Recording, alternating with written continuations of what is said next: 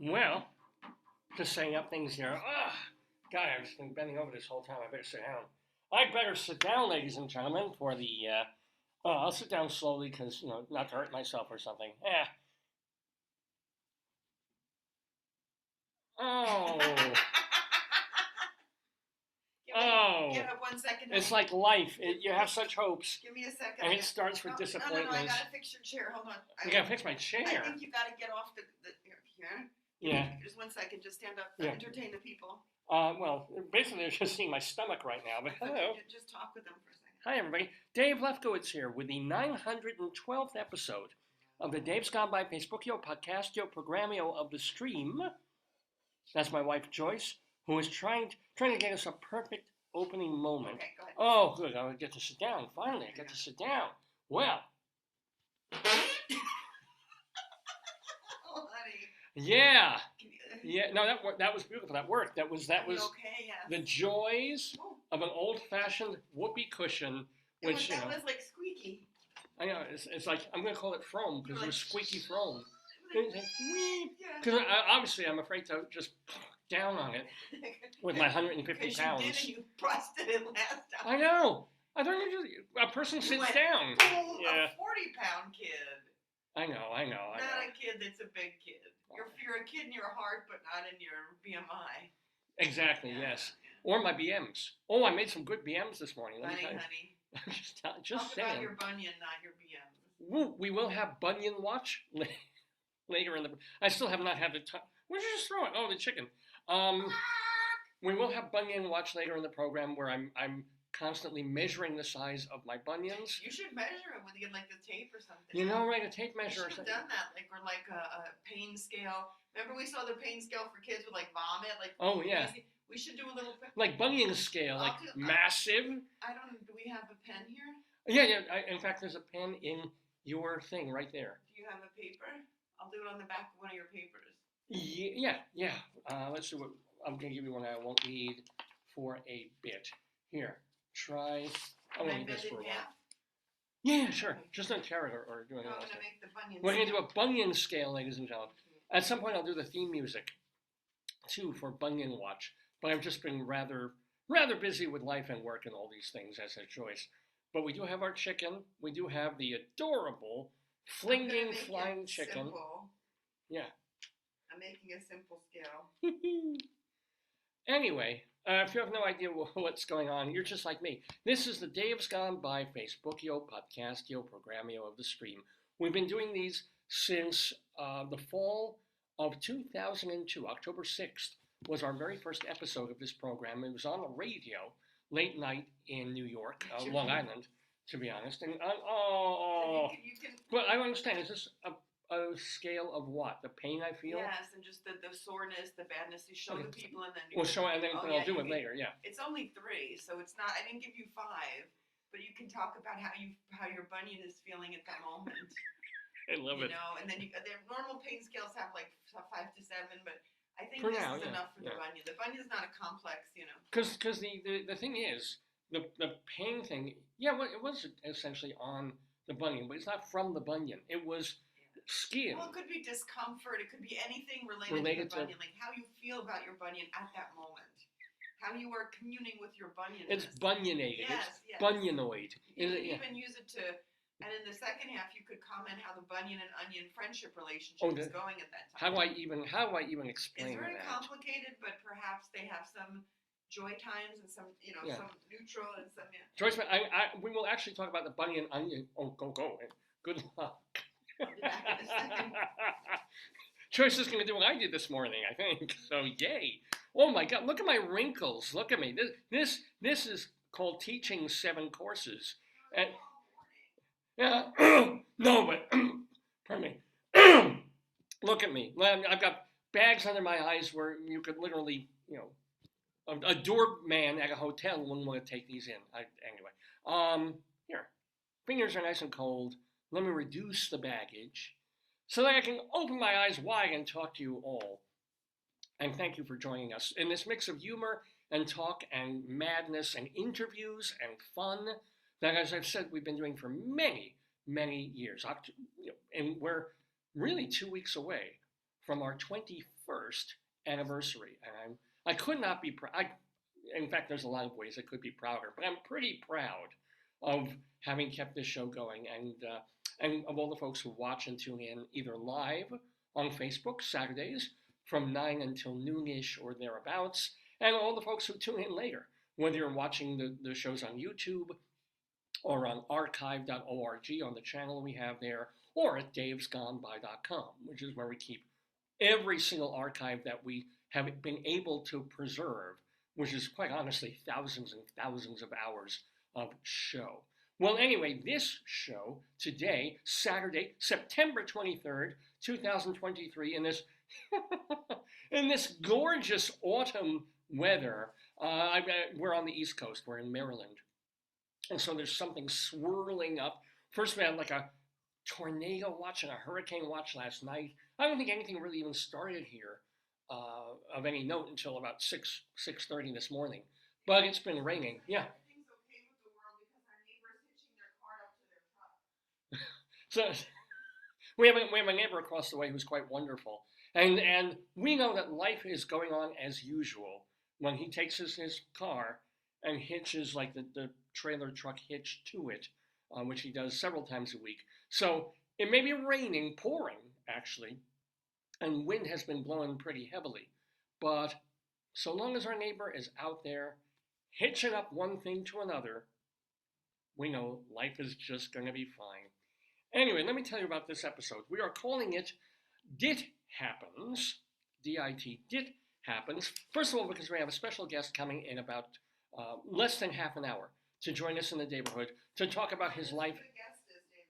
I missed it. Yeah, I'm literally saying it now. Guest coming on at about 9:30 to talk about his life as an actor, a director, I and think, David, the reason you look the way you do is because it's so dark in here. well, I mean, I think can it's like I can shadow. You don't swivel want the this a big little light. more. It's not about me looking. No, this is almost too much light now, Okay. Oh. which makes the baby go blind. I'm gonna just I heard that. turn this way. No, it's got nothing to do. My skin looks fine. It's these things. They're like I gave you like that a thing bloodhound. I gave you that thing to roll on them, right? Yeah, well, Sephora in my uses copious like spare, you know. It's not. It's cool. You could just roll it on your. Yeah. Usually I just grab ice cubes, but our fridge. I'll talk about that. These are normal problems you have. Yes, they are. So anyway, so the guest we have coming into the Daverhood, actor, director, and for a very long time an acting teacher in the what they call the Meisner method, and we'll talk about that on the show. And he's going to be appearing. I want to make sure we have this. Yes, he is going to be not appearing. I believe he is directing. Excuse me. A play by one of our friends in the Daverhood, Al Tapper. And it's called Bettinger's Luggage, and it's being done at the theater that Tapper owns. It's the AMT over on 354 West 45th Street, over between 8th and 9th Avenue. Used to be the 45th Street Theater. Ken Davenport owned it for a decade, and now Al Tapper has it with Tony Sporgiello running it, our other friend of the Daverhood. So they are kind of producing Bellinger's Luggage, which is running from the 19th of September, it already started, through late October.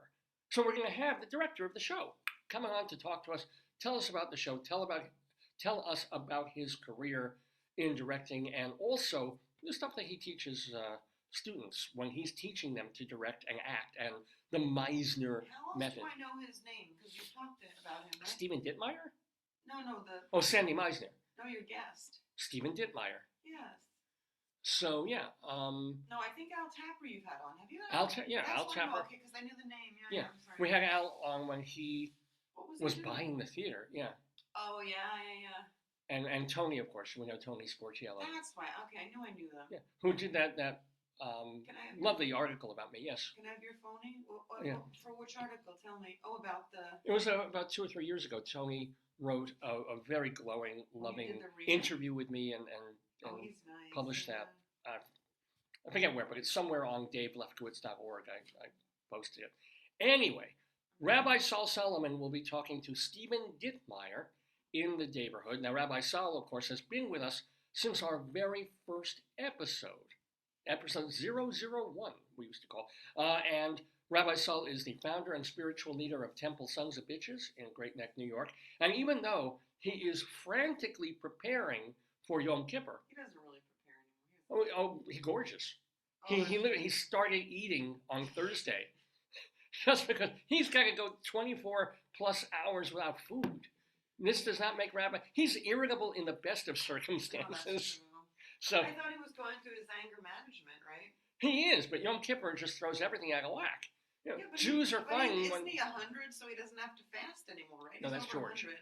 That's true. How No, old is he? Rabbi Saul. How old is Rabbi Saul? He's 23. He just Okay. no. He's. No, I think his spastic colon is 23. It is. It's anniversary. It's 23, and I wish it wasn't me. No, but so if you've never seen Rabbi Saul, if you've never seen the program, Is he going to interview the guests? yes. Oh, Yes, he is. Oh boy. But then Stephen Ditmyer is going, unless he's completely offended by the rabbi, he'll stay on and play our today, yesterday trivia quiz. We haven't done that in about a month because we've been so busy. But we've got quiz questions. We have a quiz today. That's exciting. But yeah. What I think is more exciting is you usually have like your goats, right? You have the two goats. You have Leslie and David, who are the greatest of all time, right? They wear the crown. They're the winners. But it would be like having a Nathan's hot dog eating contest where Kobayashi and Joey Chestnut, like they can't compete for some reason, like they're disqualified. So, by the way, one of our guests is also a greatest of all time. Yeah. It's not denigrate. But he's a David is the king. David Sheward is the king. No, that's true. Ron is also and Vicki as well. Yeah. Yeah, that's true. So maybe they are also goats. Maybe it's new goats. Yeah, These are coming up from the unexpected area goats. Goats 2.0. Goats 2.0. Yeah. And as we just said, Vicki, Quade, the co-creator of Late Night Catechism and also the writer and performer of other comedy shows in Chicago, and she also brings it to other places around the country and around the world. Vicki Quade will be participating in the quiz, as will Ronald Rand. Speaking of someone who knows a bit about acting and directing, he's written a lot. He did a one-person show about director Harold Clurman. So actually, we should definitely keep Stephen on. Was that in the U.S. or Israel or where? No, in America. Clurman. There's a theater, or I think it's still there on Theater Row. To him? Called the Harold Clurman Theater. I used to go there all the time off Broadway. It was part of this complex. There was a Samuel Beckett, the Harold Clurman. I think it was Desi Arnaz. That's right. And then they had a small black box next to it called the Desi Arnaz Jr. Oh, I like that. Thank you. Wouldn't that be great? Potato likes that. Funny joking. Hey, Potato. Funny joking. Where's the bunion segment? I like it. Potato does love the bunions. He's shaped like a bunion. Potato to point how he feels on the picture. He knows how to do that. How do you feel this morning, Potato? No, not that side. The other side. That has no pictures. Okay, no, he knows how to do it. He's smart. Show the people and you can pick it. Same Potato is smart. Well, he knows how he feels. It's like a nose. I know how to pick it. Which one? Potato. This one looks like me. It's true. It does. It does look exactly like. Good job, Potato. Good. Well done, Potato. We do what we can. Anyway, so we have Stephen Ditmyer. We have the quiz. We also have our Colorado Limerick of the Damned, where we will be going to Deer Trail, Colorado. Bet you didn't know that existed. Deer Trail, Colorado, for a disgusting 5-line limerick. How bad is the one today? Oh, okay. Gotta make sure I remember that there's stuff on it. I'm sorry, I should have got I keep all your old papers as scrap. They're very useful. So this one is an R-rated poem, by the way. Just they're always filthy. They're always disgusting and filthy and traumatic. No, but they range from PG-13. No, they're horrible. They're just horrible, filthy, disgusting poems. Right. They're not. They're like, I don't even know. I'm gonna say, what's a filthy poem? Oh yeah. No, I'm not asking. I would love for you to read a filthy poem on the air. I'm not reading a filthy poem. I want to see. Yeah. Dirty, disgusting, evil poems. I'm all for them. So we will have our Colorado Limerick for Deer Trail, Colorado, and Greeley Times. Of course, we've been doing this for many, many years now, thanks to a column in the Greeley Tribune newspaper.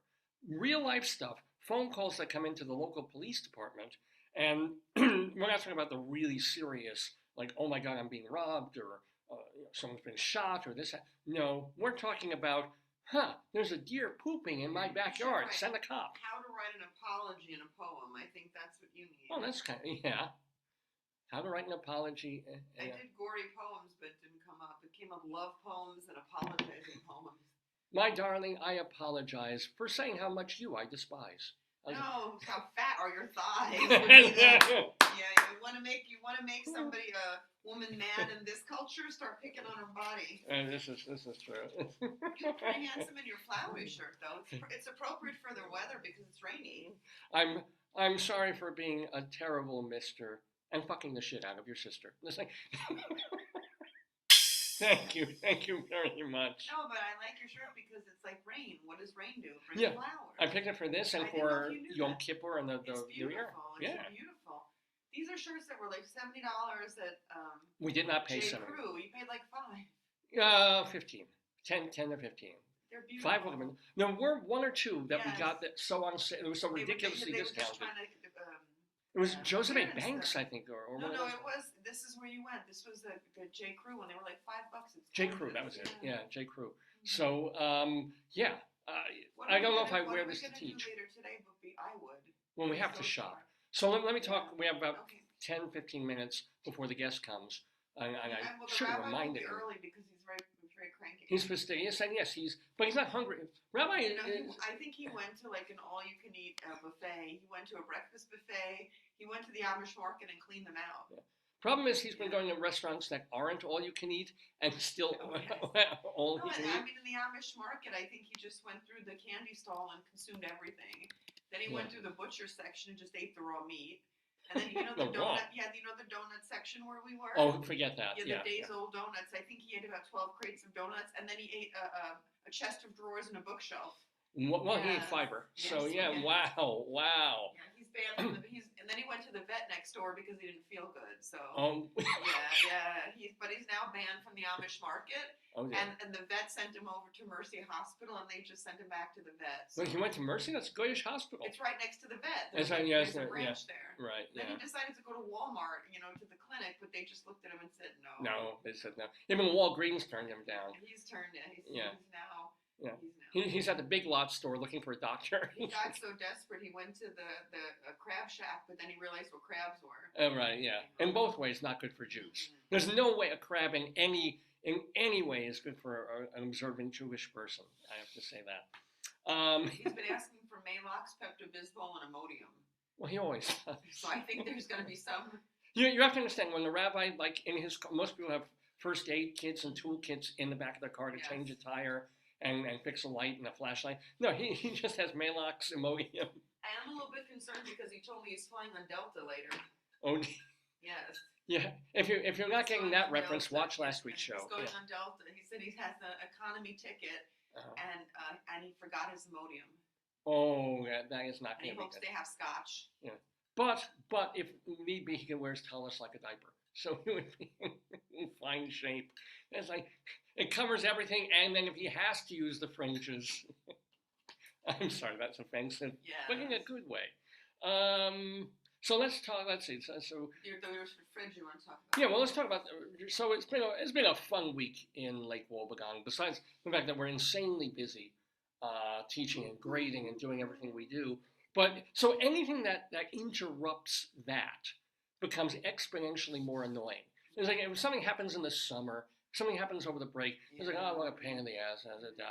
But when something happens and like every ounce of your being is thinking of getting enough food and sleep and rest and planning to go and do what you do, go through the physical exertion of, I teach about 20 hours a week physically in person, to do that, and then come home, grade, deal with email, deal with everything, deal with planning for, next semester and summer, and it's just, and then any little thing that pulls you away from that is like, So what happens is, and I think it's probably related to maybe the blackouts we've had, and because we had two blackouts in quick succession. That he went and he pressed so our fridge is a smart fridge, and it's bought in 2016. He pressed like two places, I guess he did like a Vulcan grip to the panel. Yeah. And it was like error code, do.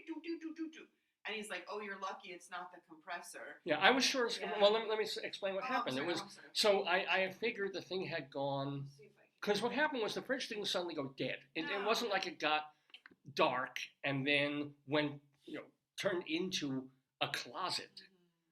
It started flashing these numbers because it's one of these supposedly as sort of smart fridges that are too smart for humans to use and too smart to work properly. And instead of being cold the way a fridge ought to be, suddenly you open the door. David, Oh, show me. we missed it. Oh no, it was well. When was it? Tuesday. We could have made room for that. David, we should have made room. Okay, well, I'll get back to the fridge in a moment. This is magnificently No, beautiful. This is sad. I'm very sad I missed that. You're kidding. You're telling me this was a poster, a flyer on the. Joyce gets her Tea. iced tea at Pete's. a place called Pete's Coffee, which also serves tea, in a place where we go shopping a lot. And so, here it is. And there's a historical society in Baltimore County that apparently was having a lecture or a talk, or a recreation. You know how someone plays Betsy Ross. Reenactment, huh? So it's Ross Hetrick speaking about Thaddeus Stevens, the greatest unknown person in American history. So fine, and it was happening just last Tuesday. But Tuesdays are killer for me. They recorded it. But this is the poster they put up. Is it supposed to be nostalgic? Let me see. I don't know what it's supposed to be. Let me show this man's face. I wonder if he's doing a character acting. Even so, the hair. Look at him. I can't see. Let's see. That's not Thaddeus Stevens. That's like 70-year-old man playing Ringo. I think he's playing the person, the greatest. Yeah, so I think he's playing Thaddeus Stevens. I don't care. Look at the hair. Look at the face. No, I think maybe that's what he looked like. Maybe. Look. Yeah, go look up Thaddeus Stevens. Apparently a real person. Yeah. I should have just taken that poster down and kept it forever and framed it. What is it? Well, we could see if it's still. If it's still at Pete's, if they didn't take it down, because the event happened on this past Tuesday. Who is Thaddeus Stevens in Maryland?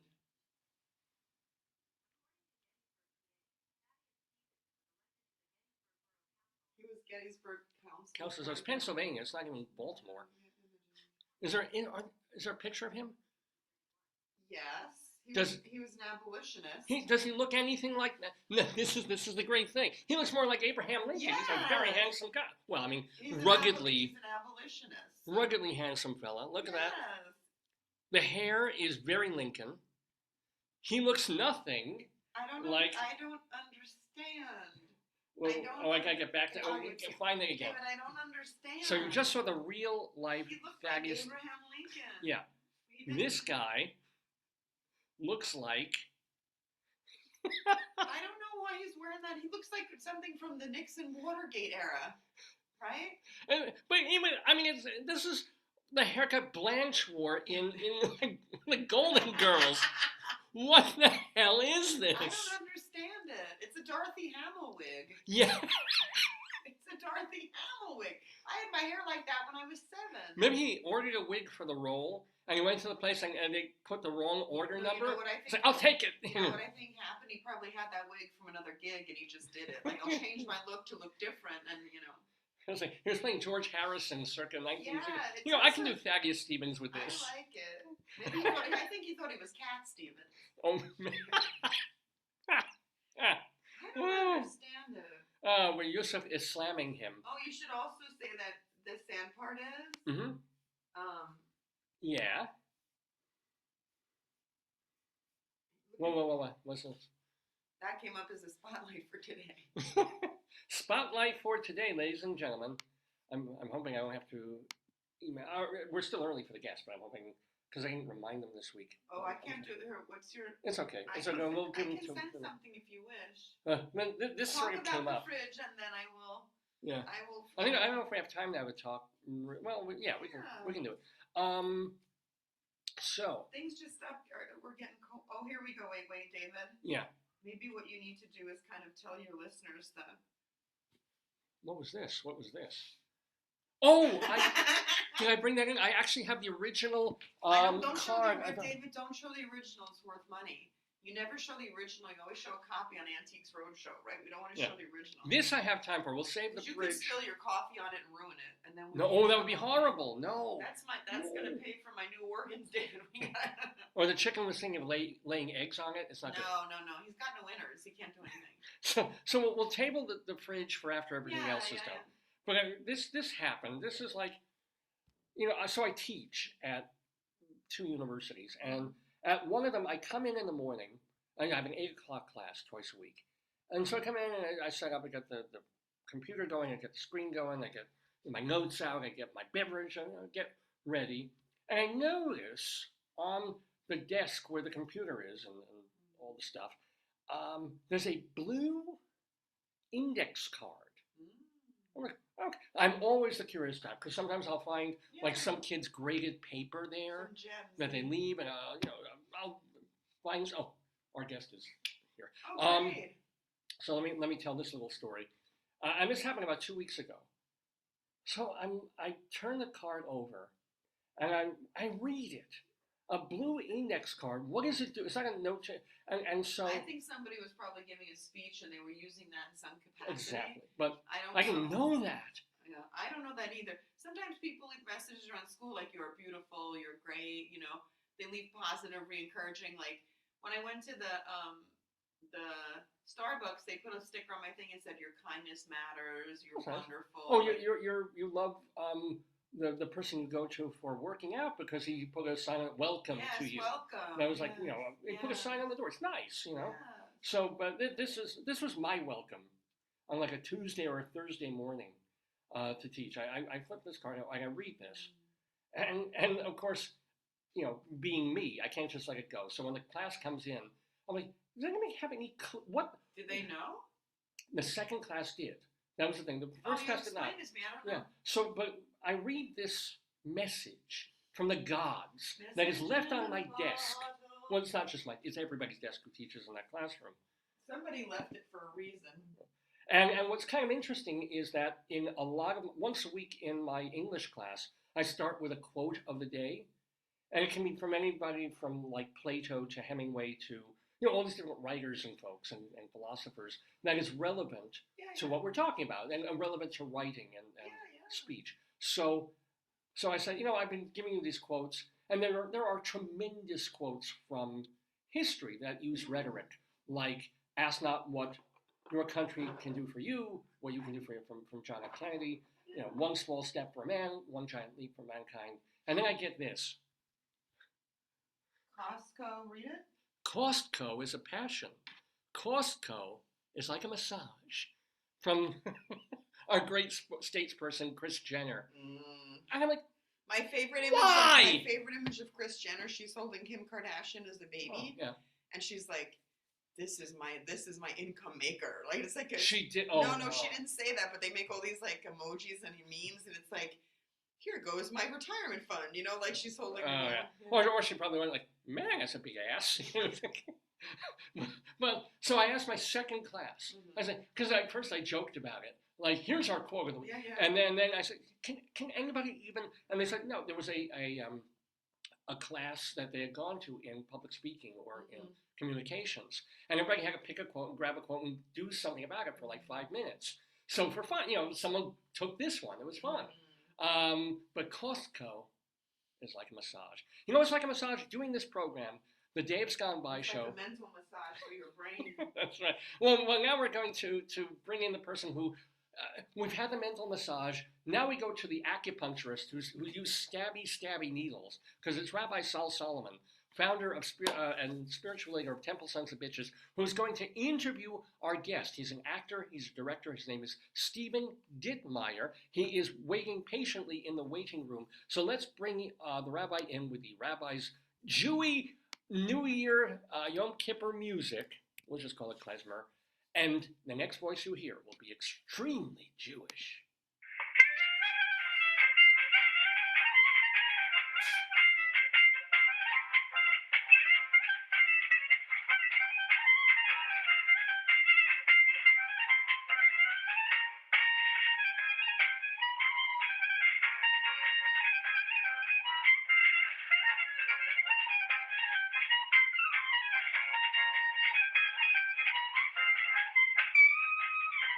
can't believe I have to stop eating to do this interview.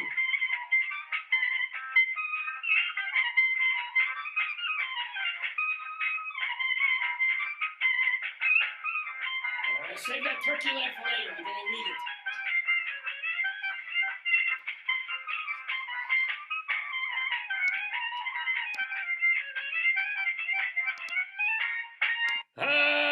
Oh, shalom, my friends. Shalom and good high holidays time to you. This is Rabbi Sal Solomon, founder and spiritual leader of Temple Sons of Bitches in Great Neck, New York. And oh, what a thrill it is, and oh, what a joy it is to be talking to a talented person right here, an actor and a director. His name is Stephen Ditmyer. Oh, he has studied with legends of the acting trade. And he is taught as well at the Neighborhood Playhouse and HB Studios, mostly in what they call the Meisner method, which I'm interested in because I'm Jewish and so is he. Stephen Ditmyer has taught workshops around the world, and he has worked with everyone from Al Pacino to playwright Arthur Miller. This is mind-boggling to me. So, ladies and gentlemen, also the reason we're having him on right now is at this very moment, a play he has directed is off Broadway or off, somewhere in that range at the AMT Theater in Midtown between 8th and 9th Avenue. It's called Bettinger's Luggage, and we are happy to carry around with us Stephen Ditmyer. Shalom, Stephen! Oi, Stephen, wait, you have to unmute your microphone there so you can say hi. Say hi, we say shalom. Shalom. Now, are you one of the tribe? Are you tribal? Are you one of us? No, I'm not. What do you follow? You're probably one of those Buddhist people, or what are you? No, I was raised Catholic, but I'm, been in the arts, and I'm, pretty liberal and pretty, Almost near Jewish. You're Jewish adjacent. That's right.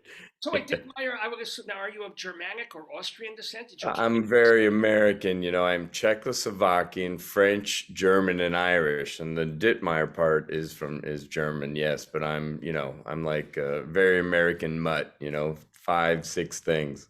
But Czech first. I mean, it's interesting that you're so we will check you out on this program. Now, all right.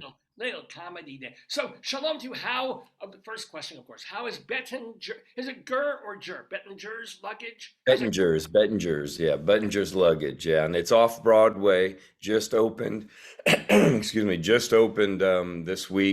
last week, and to full houses, and it runs for 5 more weeks till October 26th at the brand new, gorgeous AMT Theater, as you mentioned, on 45th Street. So tell us what the show is about. Yeah, at heart, it's about a father and son. It's about a Jewish family, father and son, who that father's father came over from Riga in 1912 and started a luggage business. And Al Tapper, the writer, it's based on real people and some events and real people that he knew. Bettinger's Luggage was a real store in Delancey Street back in the day, and we've even had on with this explanation all these Delancey Street and a Bettinger store in Latvia. Was it in Latvia or Riga, Latvia is where they came from. They came over in 1912, and the father did, and then his son, he had his son take over the business, and his son, who is the main character in the play, his son and Lou Bettinger took over the business in the for a long time in the 40s, 50s, 60s, 70s, and didn't want to really be in the luggage business. This Lou Bettinger, he wanted to be a veterinarian, to study medicine at NYU and be a vet, but his father, with the generational gap and stuff, the father didn't want him to do it. This is ridiculous and stupid to me. He should have been a veterinarian, and then when the animal dies, you can make it into a suitcase. He could have combined both. It would have been fantastic. Right. Yeah, and so What is we the follow. conflict of the play? What is like at stake? Yeah, well, it's really a father and son story, and the so Lou's we're in 1974 Delancey Street in the play, and Lou's running the story, has been for a while, and he has a son. His son now is in his mid-20s, George Bettinger. George wants to be a performer, a comedian, a stand-up. His idols are George Burns and people like that, and Groucho Marx, And me, of course. yeah, of course. And he really wants to be a performer, and he doesn't want to be in the luggage business. But the father, just like his father said, this is the best thing for you. I'm handing down a business to you. This Yeah, is what's, how I'm helping you. that's And right. so there's a big conflict with that. But what's really neat about the play is that it's 14 actors playing 25 roles.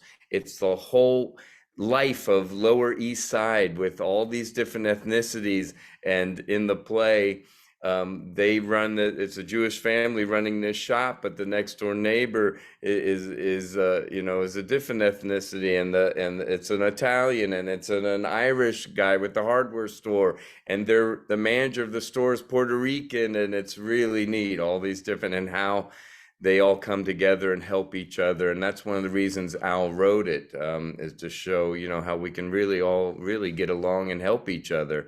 Not to It's a mention very, almost a miracle it is to go to not even a Broadway show, but an off Broadway. I see 14 people on stage. This does not happen. absolutely. Every play written in the past 40 years is like 3 people on a walk on. Absolutely. I direct a lot, and I direct regionally, and I direct in Europe too. And it's three, four, I think the most is 6, 7 actors, it's mostly 3, 4, 5 actors. We call them that. They started becoming more and more couch plays. We call them couch plays, to make them simple and not cost as much. So this is a real treat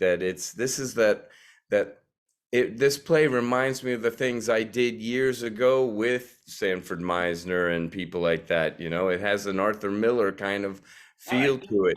Yeah. Let's unpack this, because first of all, you not only teach the acting technique that Sandy Meisner taught, but you took courses with him, right? You knew him. Yes. Yeah, I was very lucky. Very at the end, I was the last class to have him at the neighborhood playhouse 33 years ago. Yes. So I was So very lucky. He was older then, so I had him and a great teacher named Richard Pinter.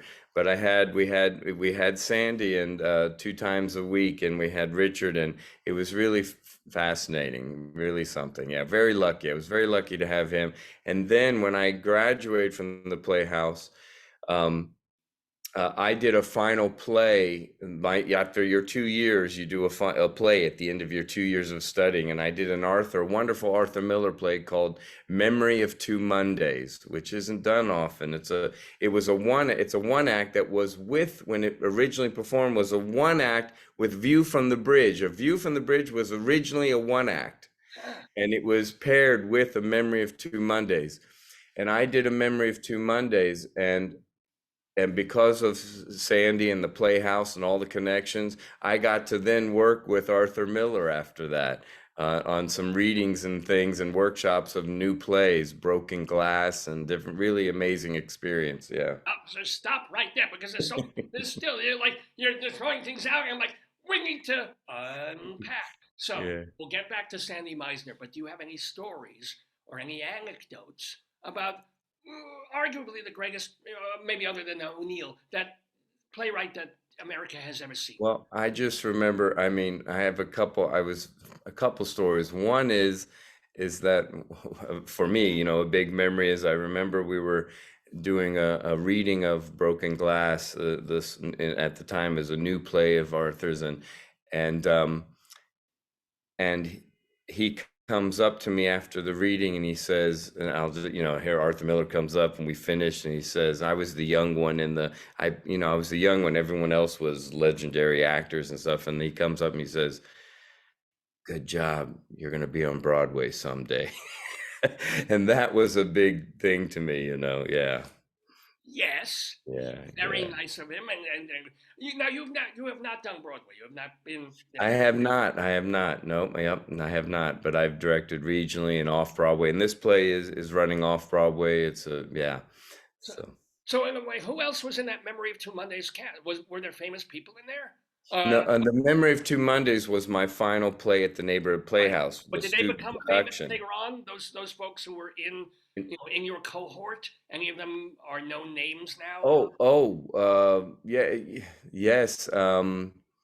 Uh, oh my gosh, I'm blanking right now for a second. But yeah, I mean, it's interesting when because then I was at the Neighborhood Playhouse years later.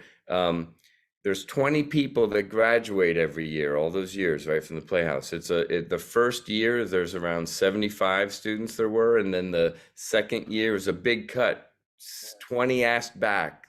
Can you imagine? Like 55 people cut and 20 asked back. And out of all those graduating classes, I looked at it when I was there at the Playhouse. I looked at our files, and there was an average about five people per class that were still, were well-known actors and stuff in the business. So it's, This is, yeah. so when you directed or when you were working on the readings of Broken Glass, was Amy Irving already involved? Was Yeah. David Dukes? Uh, I think he was in there no, already. actually, it wasn't Amy Irving, but Ron Rifkin Rifkin. was.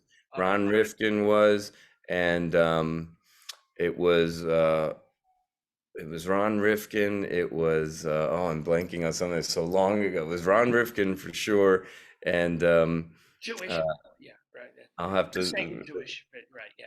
Because for people who don't know Broken Glass, Oh, Sam Waterston, Ron Rifkin, and I'm blanking on who was the woman who's the paralyzed woman or that it temporarily wasn't Amy paralyzed? in the workshop of it. It was it'll come to me. Yeah, really It great will come to me. actress. Oh, Diane Wiest. Oh my! And she's back off Broadway or Broadway as we speak. She's about to start in a new show just now. Great. She's Oh, still acting. great. Yeah. Oh my Great. God, that beast. So anyway, we're talking by the way with Stephen Ditmyer, who, as we said, got a lovely, lovely, nice little note. A note, I guess we would call it, from Arthur Miller. But what was special about Sandy Meisner? And also, I guess that feeds into the Meisner technique. So, in a brief way, tell us. Yes. Really special. He was really a genius. I can. I teach all around the world master classes with actors, mostly professional actors, giving them everyone around the world wants to know what did Sandy teach these actors, that they see in films and all, in Hollywood and great stage actors. So I travel around the world. It's a tough job. I travel around the world giving master classes, acting classes, and working with actors. And I know the work very well. I studied, I was an actor 33 years ago studying it, and then I was asked back to train as a teacher at the Playhouse. So I spent a year and a half training of, to teach the method, the technique. So he was a genius. I can teach it, but these people that come up, how he came up with it's really something. But he just really broke down acting in its simplest forms. He said one of the toughest things as an actor to do is to be simple. You'll notice great actors, we watch them and it looks like they're doing nothing, they're just being, right? And we think, the world thinks, their everyday person thinks, oh, they're just being natural. They're not, well, Meisner said, takes 20 years Well, of technique. there's a famous interview with Michael Caine when they asked him, "Well, Michael Caine, you're a famous actor. You're amazing. What do you do?" And he said, "I hit my mark." You look on the, I hit my mark. I look at the camera, and in some way he's being correct, and in other ways, In some ways, in other ways, it takes a lot so what Sandy, when he broke it down, he said, okay, what's the first thing? He said, acting's really doing. He said to us, it's not pretending, not 1 second. Isn't that something? When a lot of people think, oh, it's about pretending. And Meisner, I came from really, I got a degree in pretending. When I think back about my, university in Florida, I got a degree really in pretending because that's how I was attacking it. I show up to New York to study with Sandy Meisner, and I think, okay, I've done 12 plays. I got a degree. He gets to work with an actor. Oh my God, it was the toughest year of my life because he said, Steve, you pretend, and I'm like, I thought it's acting.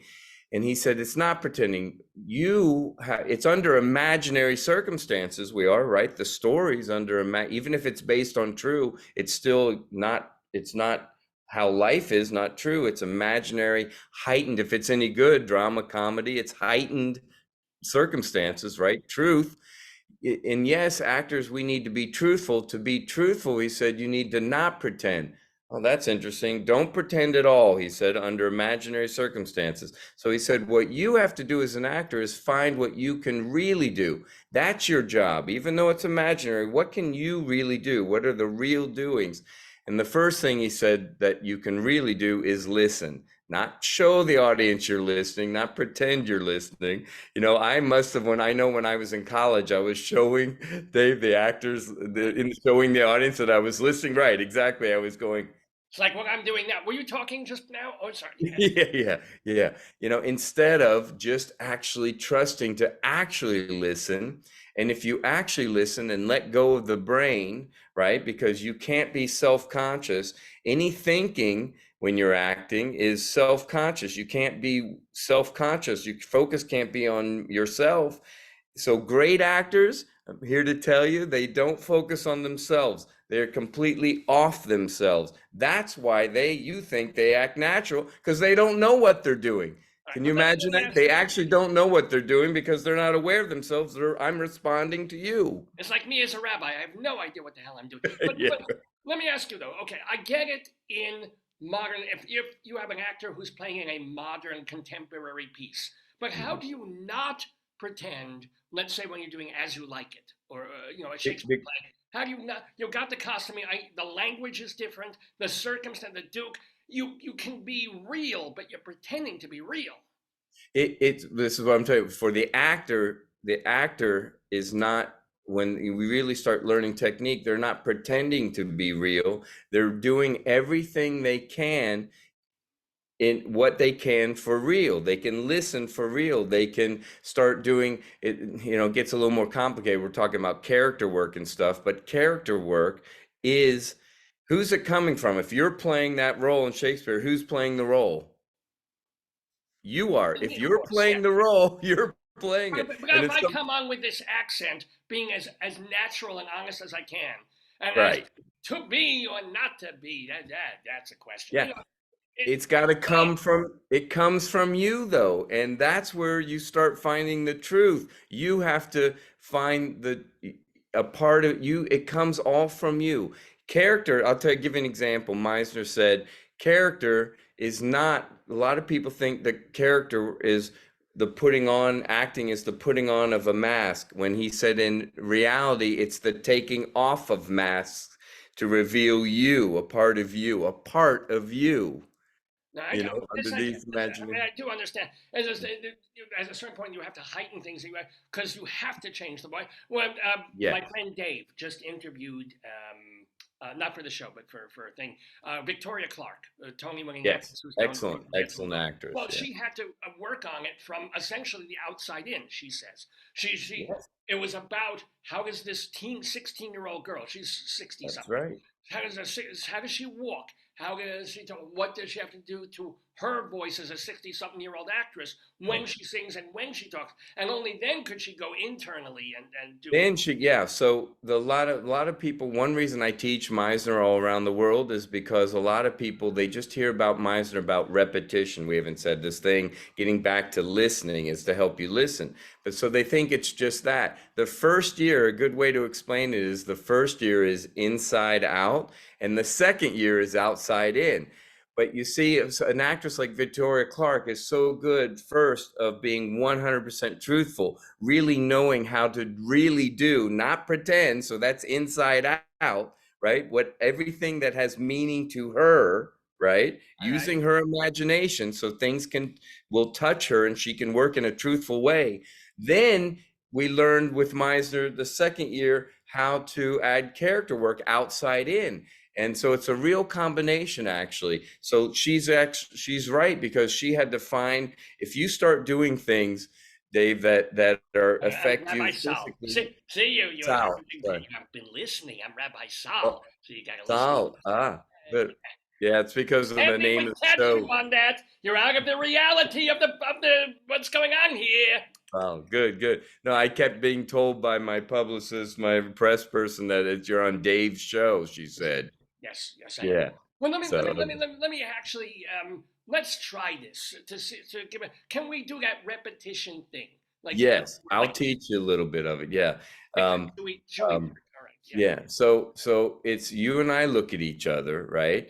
And just relax, just like we were talking. I'm And never you relaxed. I'm Jewish. Yeah. All right. Yes. And at first, when you very first start it, we do it simply with one or two words only, just so to be simple, and it's really not about the words. One of the first things it teaches you is any word, any line can mean anything. If I say, I love you, look at me, I love you. It's That's how I say it to my wife. So there you yeah, go. but you see, it doesn't matter the words really. So words are words. Can you imagine we're studying with Meisner the first days and he says, can you imagine, don't tell a writer this, he says, words have no meaning.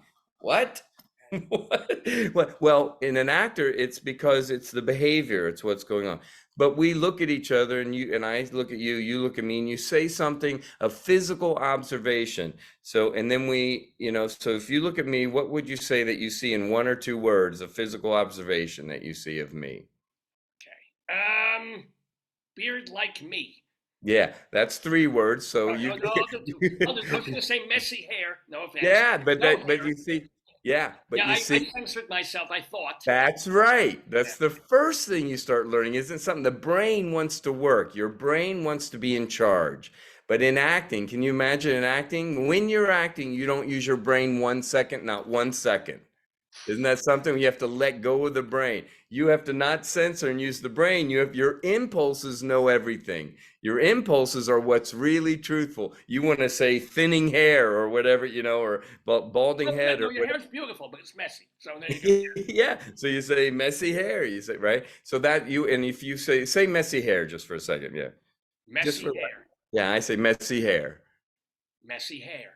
Messy hair. Messy hair. Now, that's the start of it, but the first problem is you're pausing. You're doing big pauses, right? What? You're being in control of what you're saying. Let me show you what you were doing. Say black jacket. Black jacket. Black jacket. That's what you're doing. You're taking a pause, right? Because your brain wants to go. I want to be good. I want to do the exercise correctly. I want to be right. I heard black jacket, so now I'm going to repeat properly. That's not the exercise. That's the brain. You have to let go. So it has to be faster. So no pausing is the first thing you learn, because you don't need to think of anything. What's there to think about? You're given everything what to say. So if I look at you and I say, gray beard. Gray beard. Gray beard. Gray beard. Gray beard. Gray beard. Gray beard. Gray beard. Gray beard. Gray beard. Gray beard. Gray beard. And that's already This is great television, ladies and gentlemen. No, yeah. If we did that for 2 more minutes, would one of us get angry? Would one of us what would happen? Well, look what started to happen right there. You started going on the roller coaster ride there where you didn't pause to think and try to do it. So you have less time to be in control from your brain. So you start, it starts happening a little. You wanted to even smile by that third one, and you wanted to smile, but you said, no, I got to repeat. No, you got to smile if you wanted to smile. You get me? Also, by the 5th time, I think I need a modification here, so I changed my voice on the first word. Yes. So what was I telling you? You're in charge. You're thinking. Yeah. Well, yeah. You can't think at all. So then we'll show them a little. We'll show the audience that now let's do it. Now it's in sentences now, but when you put it into into language, something changes. Because if I say to you, how do you repeat? Your job is to repeat me. If I say you're wearing glasses, you're repeat. Wearing glasses. Oh, what's the problem in that? Am I wearing glasses? No, no, you're No. So something changes when you put it into language. When I say you're wearing glasses, how would you repeat the truth of what's being said, the honesty? How would you be honest to what I'm saying? you're If wearing I, glasses. No, huh? my mind is going. You're wearing glasses. I'm not wearing glasses. I I'm not said, wearing watch, glasses, but you have red on. I have. Wait, oh, sorry. You have red. Yeah, No, I don't. You said it right. You got to not trust your brain, trust your instinct. but I I'm said supposed to just repeat, even though you're not wearing red. So, no, you're supposed to repeat the truth. You have to listen and take in the meaning and what's well, happening. I would So say I you're not wearing red. no, I didn't say I'm not wearing red. You said it right. You said your first instinct right away without thinking was I'm wearing oh you're wearing you said the right thing, but your brain started to work thinking, oh, I got to do the exercise right. If I say to you, you have uh, you have black strands of hair. You have black strands of hair.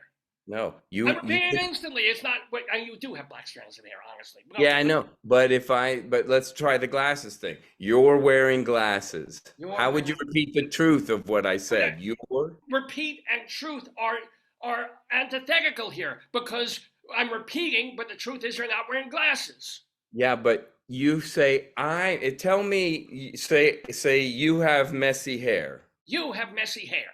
I have messy hair. You have messy hair. I have messy hair. You have messy hair. Yes, I have messy hair. Also, we're not repeating anymore. Yes, we are. We're repeating. I'm repeating exactly what you So you said. said yes. You said you yes. I have messy. I hair. know. And what would you have to add? I was testing you. If I say yes, I have messy hair, how do you repeat? Yeah. Yes, you do have messy hair. Yes, I do have messy hair. I told you have messy hair. Yeah. Now listen, that's how it goes. But you just went where you can't change every second because it'll change by itself. You have to repeat. So remember, you changed it from yes, you have messy hair to yes, you do have messy hair. Yes. And did I catch it? I know how to listen 100%. So try it simple again for a second. Watch. Not changing a word. Not changing one word. No, you can if you have to. If I say, this is the hardest thing in the beginning of people to learn the Meisner technique. If I say to you, you're a funny guy, how would you repeat what I just said? The meaning. You're a funny guy. You're a funny guy. No, I didn't say. Are you saying it about me and I'm thinking it's about, not thinking. I'm not thinking. That's right. Not thinking. You don't have to think. You have to listen. Thank you is what I would say. Yeah, but that's conversation. And Meisner said you don't need to learn conversation. You need to learn to listen 100%. But so you tell me you're a funny guy. I go, thank you, I'm a funny guy. Or do I say, you're a funny guy? You don't make, you have to repeat exactly what I say. Watch. Ready? Ready? Real simple. You have something on your head. You have something on your head. No, I said you have something. Yeah. You have something on your head. So the first thing you have to learn, Saul, is... Why don't you do this with yourself? Because I have no fucking idea what I'm doing. You're having it. It's tough.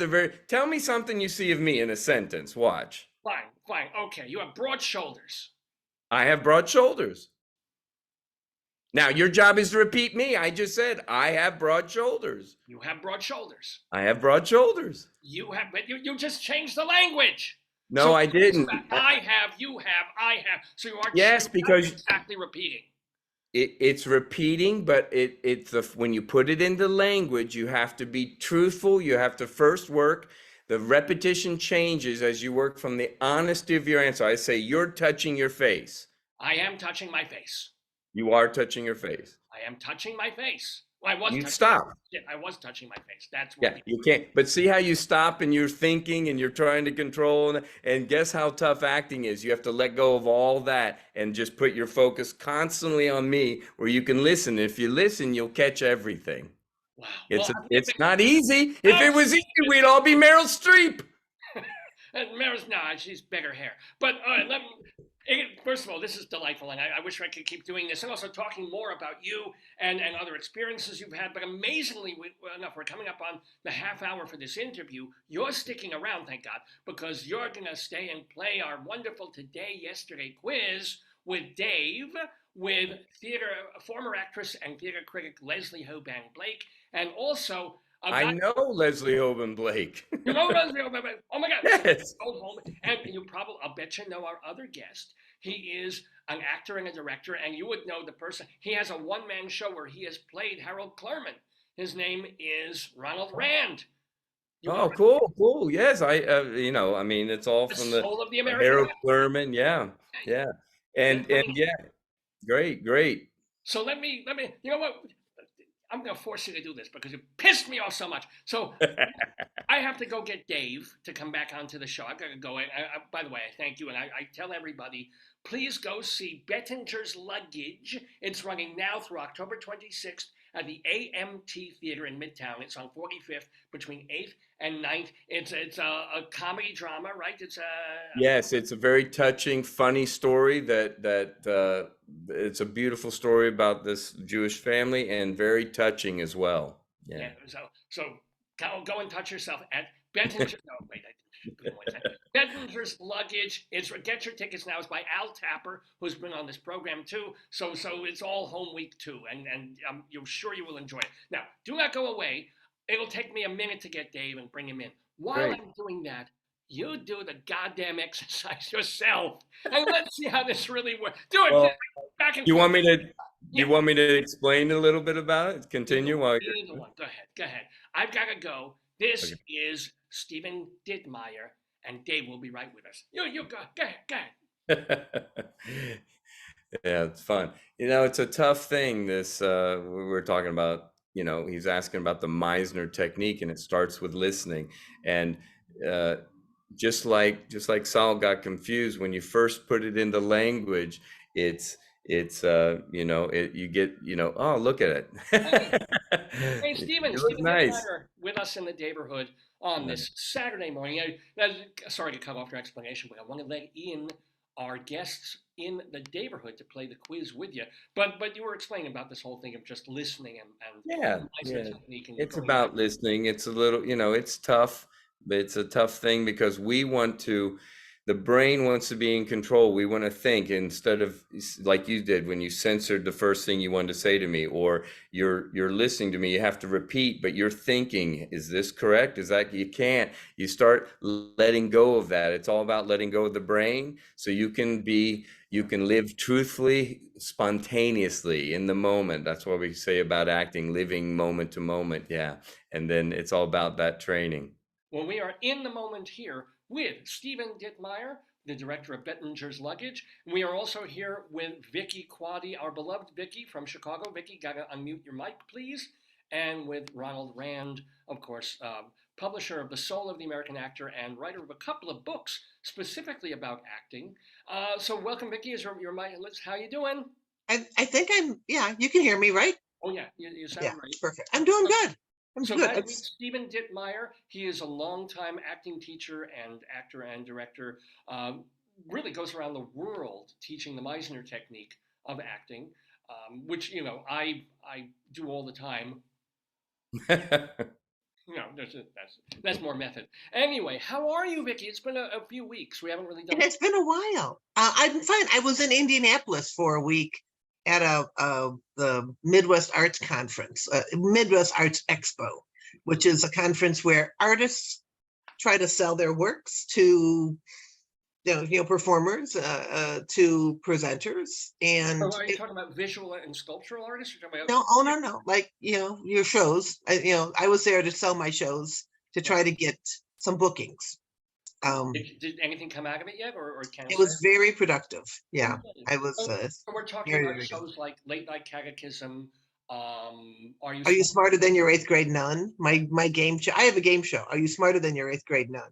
Which is just hysterical, and there's a lot of interest in that. And I have a line of bingo comedies, but I think people want to now start booking to get audiences to finally let's get in here.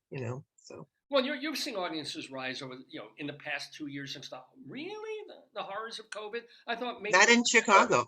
I have elsewhere. I mean, outside of Chicago, but not here. Oh, I'm sorry to hear. But New York's been tough too. Sorry. No, I was just saying New York's tough too. We're just, we're trying to get people back, And Right. so not as many shows are opening, especially plays. Yeah, Wicked and Lion King and stuff, but Sure. it's tough to get new plays up. Right. Right. Now we're also, let's not leave out, of course, our beloved Ronald Rand. Ronald, where are you? I mean, you've got a great backdrop there. Is that just in your nook, or where are you at? Oh no, He's Ronald, you're muted. still on. You're still muted. You're You still can ask muted him there. to unmute. Yeah, Ask him to unmute. How's that? Is that better? Good. yeah, there we Oh, go. good. Well, I try to make my apartment exciting, and this happens to be a corner of the kitchen. It is. It's great. Yeah, Thank you.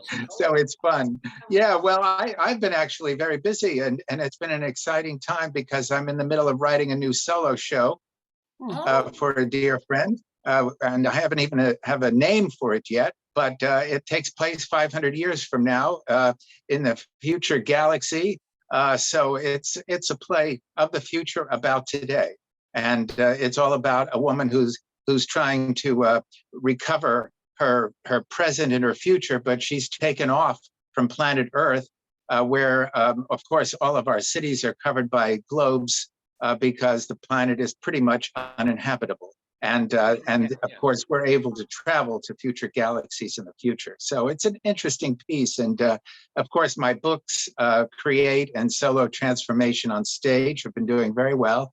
And also, I just got news not too long ago, because I'm a librettist of the first opera ever written about Ibsen. It's now under consideration by the Finnish National Opera Company. That's great. Helsinki. Yeah, thank you. So we'll see what happens, keep our fingers crossed. knocking. Yeah. No. Thank you.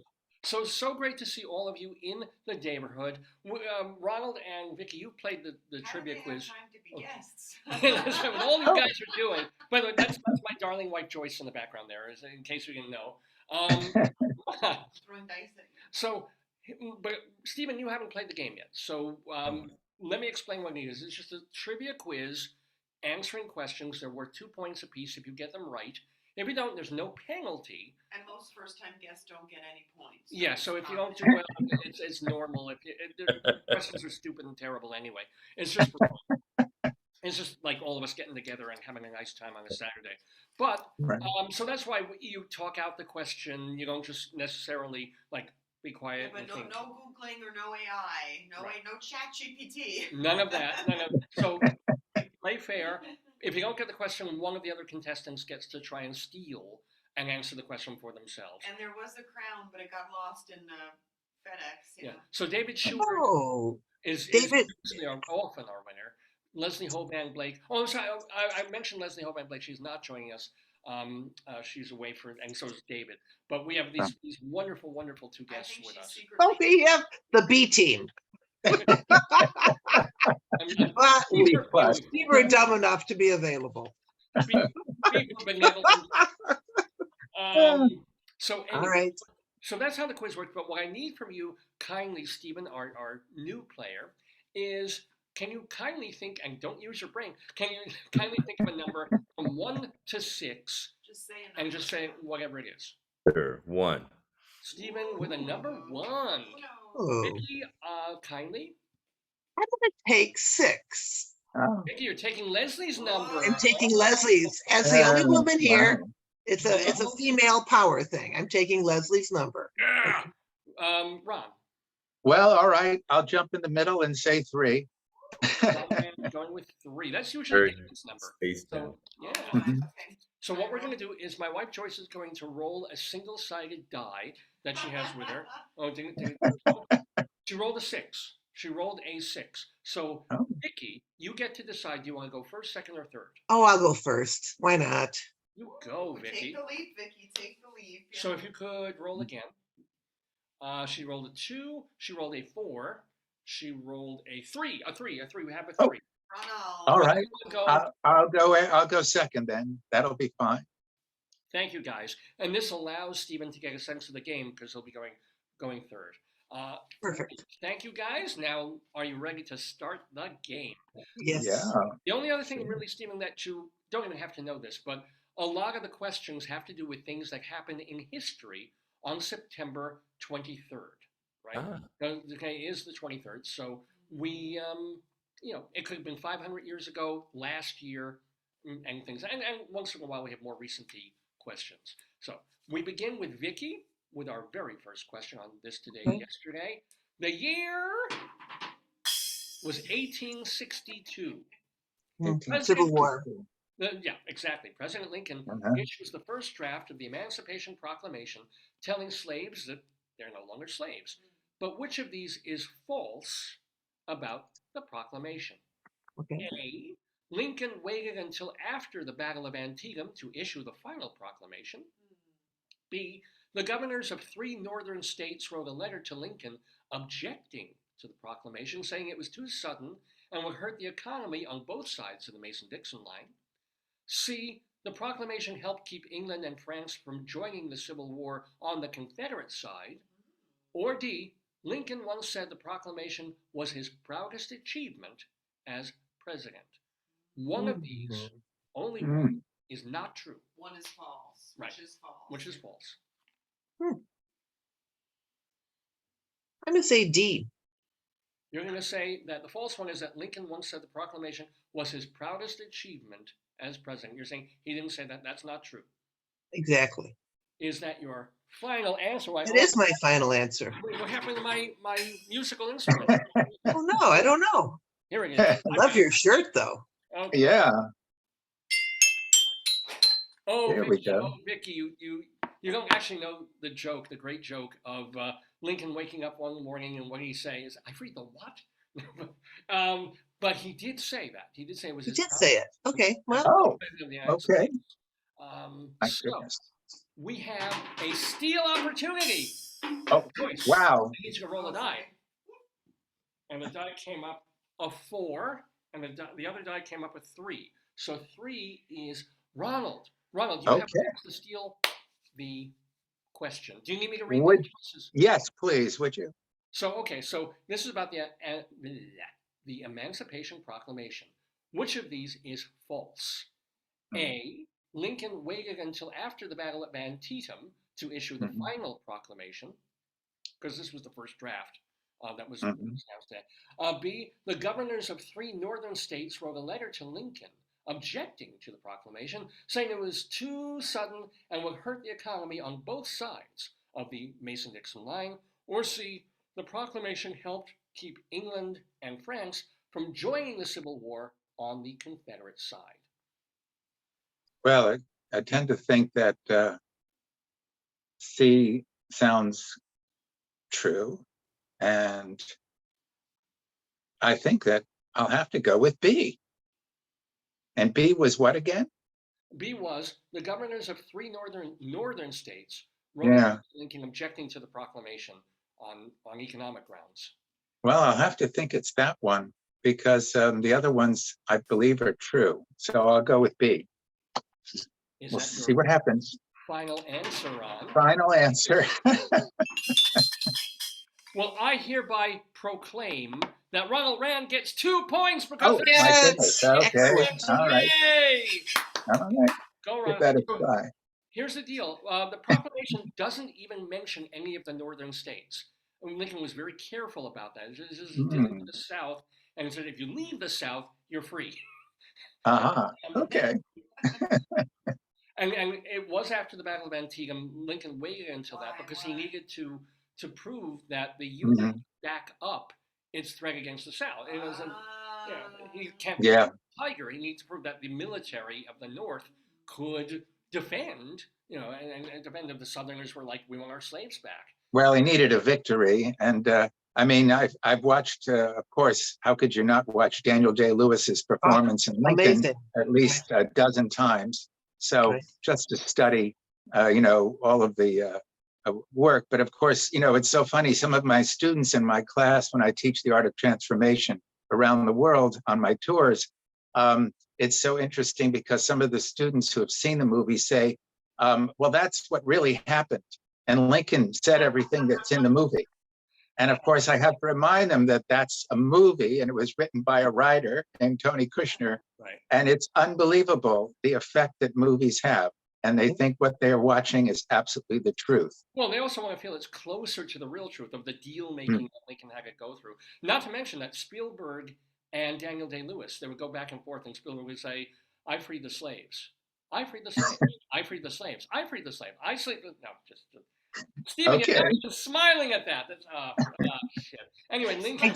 I do like that Daniel Day-Lewis, in reading all the stuff about Lincoln, it says that his voice was very thin, very high. Reedy, yes. It's very reedy. So Daniel Day-Lewis had to work that voice. So what 7 years ago. What we hear is probably Close. pretty close to what Lincoln actually sounded like. But I will say that this was Lincoln's actual quote. "If my name ever goes into history, it will be for this act, and my whole soul is in it." So Nice. he literally said that about the emancipation. So, but the most important. We like him in Illinois, That was eating Yeah, pretty good because it's guy. the land of Lincoln. Well, there you go. That's right. So, but forget freeing the slaves, forget the Civil War. Most important thing is that Ronald is on the board with 2 points. Excellent, Ronald. Thank you. All right. Now, and this is interesting because Ronald, you can build on your lead because the next question goes directly to you. Oh boy. Okay.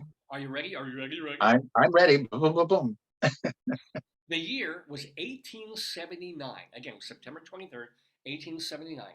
Richard Silas Rhodes takes out, Excuse me. Richard Silas Rhodes takes out a patent on the audiphone, which, after many subsequent designs, won a medal at the 1893 World's Columbia Exposition in Chicago. Right. Of these is also true about the audiphone. As AUD. Audiphone. I'm audiphone. AUDI phone. Oh, okay. Okay. Which of these So is sorry. true? Sometimes. Bless you. Vicki. Which of these is true? A. Thomas Edison sued Richard Rhodes 8 times to prevent him from marketing it. B. The device could be folded up like a fan. C. Alexander Graham Bell told Rhodes later in life he wished he thought of some of Rhodes's design ideas. Or D. Richard Rhodes died while actually on it. Whoa, these are deep. Wow. But only one is true. Oh, Isn't it? Well, my sneezing. they all sound awfully true, don't they? That's how And I if I design was- these questions, yeah. And if I was on the audio phone right now, I'd have the correct answer. So A, you said was Edison said what again? I'll read the choices again. So Please, thank you. on this date, the patent was taken out for the audiphone by Richard Rhodes. Which of these is true about Rhodes and the audiphone? A. Thomas Edison sued Richard Rhodes 8 times to prevent him from marketing it. B. The device could be folded up like a fan. C. Alexander Graham Bell told Rhodes later. What? Ha! I need some speech things from Stephen to get through this. Bell told Rhodes later in life he wished he thought of some of Richard Rhodes's design ideas. Or D. Rhodes died while actually on it. That's an interesting possibility of D, but I don't know. That's a little far-fetched. I sort of like the idea of A, so I'm going to try A just because Edison was very proud of his inventions. So we'll give that a whirl. So See what you're happens. saying you're going with Edison? Edison and A, final answer. We'll see what happens. Well, I'm afraid you get a black mark and a black mark. Even though Edison was a son of a bitch and was He was. incredibly litigious. He was, yes. I thought that was it too. Yeah. No, but now we have a steal opportunity. So, Joyce, can you kindly Wow. toss, Okay. a die? He only sued him 7 times. That was a 1. Yeah, A exactly. 1. That's what I was thinking. Yeah. Stephen. Stephen Ditmyer, you get to steal or try and steal this question. Come on, Stephen, you can do it. I think it's which one was the Graham Bell, the number 3? Alexander C. 3. C. Alexander Yeah. Graham Bell told him later in life that he wished he thought of something. Yes, I'm going with that. Final answer? Yes. Okay. I'm sorry, that just doesn't ring a bell. No, that is not the correct answer. Oh, Stephen. Oh, my my goodness. goodness. Should So, we? Vicky. Okay, all right. Wow, it's a 50-50. Wow. Okay, Yeah. either he died on the phone or It's shaped like a Well, fan. The oh, device. shaped like a fan. Yeah. Shaped like a fan, died on the phone. That ought to be a play. Yeah. It really should be. I guess I'll say it's shaped like a fan. He died on the throne. Yeah. It's shaped like a fan. I don't know. I mean, it's a 50. It's one of these. Remember, which Yeah. of these is true? Which of these is true? True, shaped like a fan. Is that your final answer, Vicky? Sure, but I really want that he died on the phone. You do, so I really wanted that. Okay. Oh, gosh. Well, Vicky, I am not only a friend of yours, acquaintance friend of yours, I'm also a fan. Because you're getting 2 points. 2 points. Oh, boy. Okay, it was. Okay. So here's the deal. This is the whole thing. I specifically, it's the audiphone. The audiphone is not a telephone. The audiphone is a device for deaf people Oh, to be able to hear through frequencies through their teeth and through like the bones in their face. And it Oh, increases okay. for people who have certain kind of deafness. It Wow. increases their ability by like 20% to Wow. actually hear. Huh. And Rhodes had conductive hearing loss, and he did die, but he died when he was walking on railroad tracks, Whoa. which is kind of ironic. I Even just worse. didn't hear the train. Even not too good either. No. Not too smart. felt the vibrations. Probably. Well, he Felt the didn't. vibrations. Oh, boy. Yeah. Wow. Wearing too heavy shoes or It could something. have been intentional. We don't know. Okay, Yeah, well, you could die have. on a railroad But track. the thing was, the amazing thing, he built it, a later edition of it, to be like a fan, so that people could wear it and make believe it was a fan, and not have people see, oh, it's a Oh. hearing aid with a device, and it's Oh, going. interesting. Wow. Yeah. Yeah. But you're also saying that Bell didn't, well, Bell must have known him and Well, I don't know. talked with him, I'm sure. This Maybe. is not- No, I thought- made that up. Yeah. What? Sorry. Steve? No, I was saying I thought I would have bet that it was the one I picked with Graham Bell. Yeah. But it's not a Tricky, telephone yeah. device. It was a whole different thing. It was a mouth Mhm. teeth device. So we have a tie game. We Okay. have Vicky and Ronald tied with 2. Come on, Stephen, Steven, you're gonna do it now. Come on. because Stephen, the question now goes directly to you. You get first crack. So are you ready? Sure. What are you doing? Give me a theater. question. Here we go. That's what a chicken does when they're ready. Yeah. Well, I mean, when egg does when it's ready, it's getting late. But I don't know what that means. Anyway, here we go. The year was 1865. Okay, so Oh, we're yeah. backwards in time, actually. 1865 on this date. Emma Magdalena Rosalia Maria Josefa Borbalia Orsi del Orsi, yes, is born today.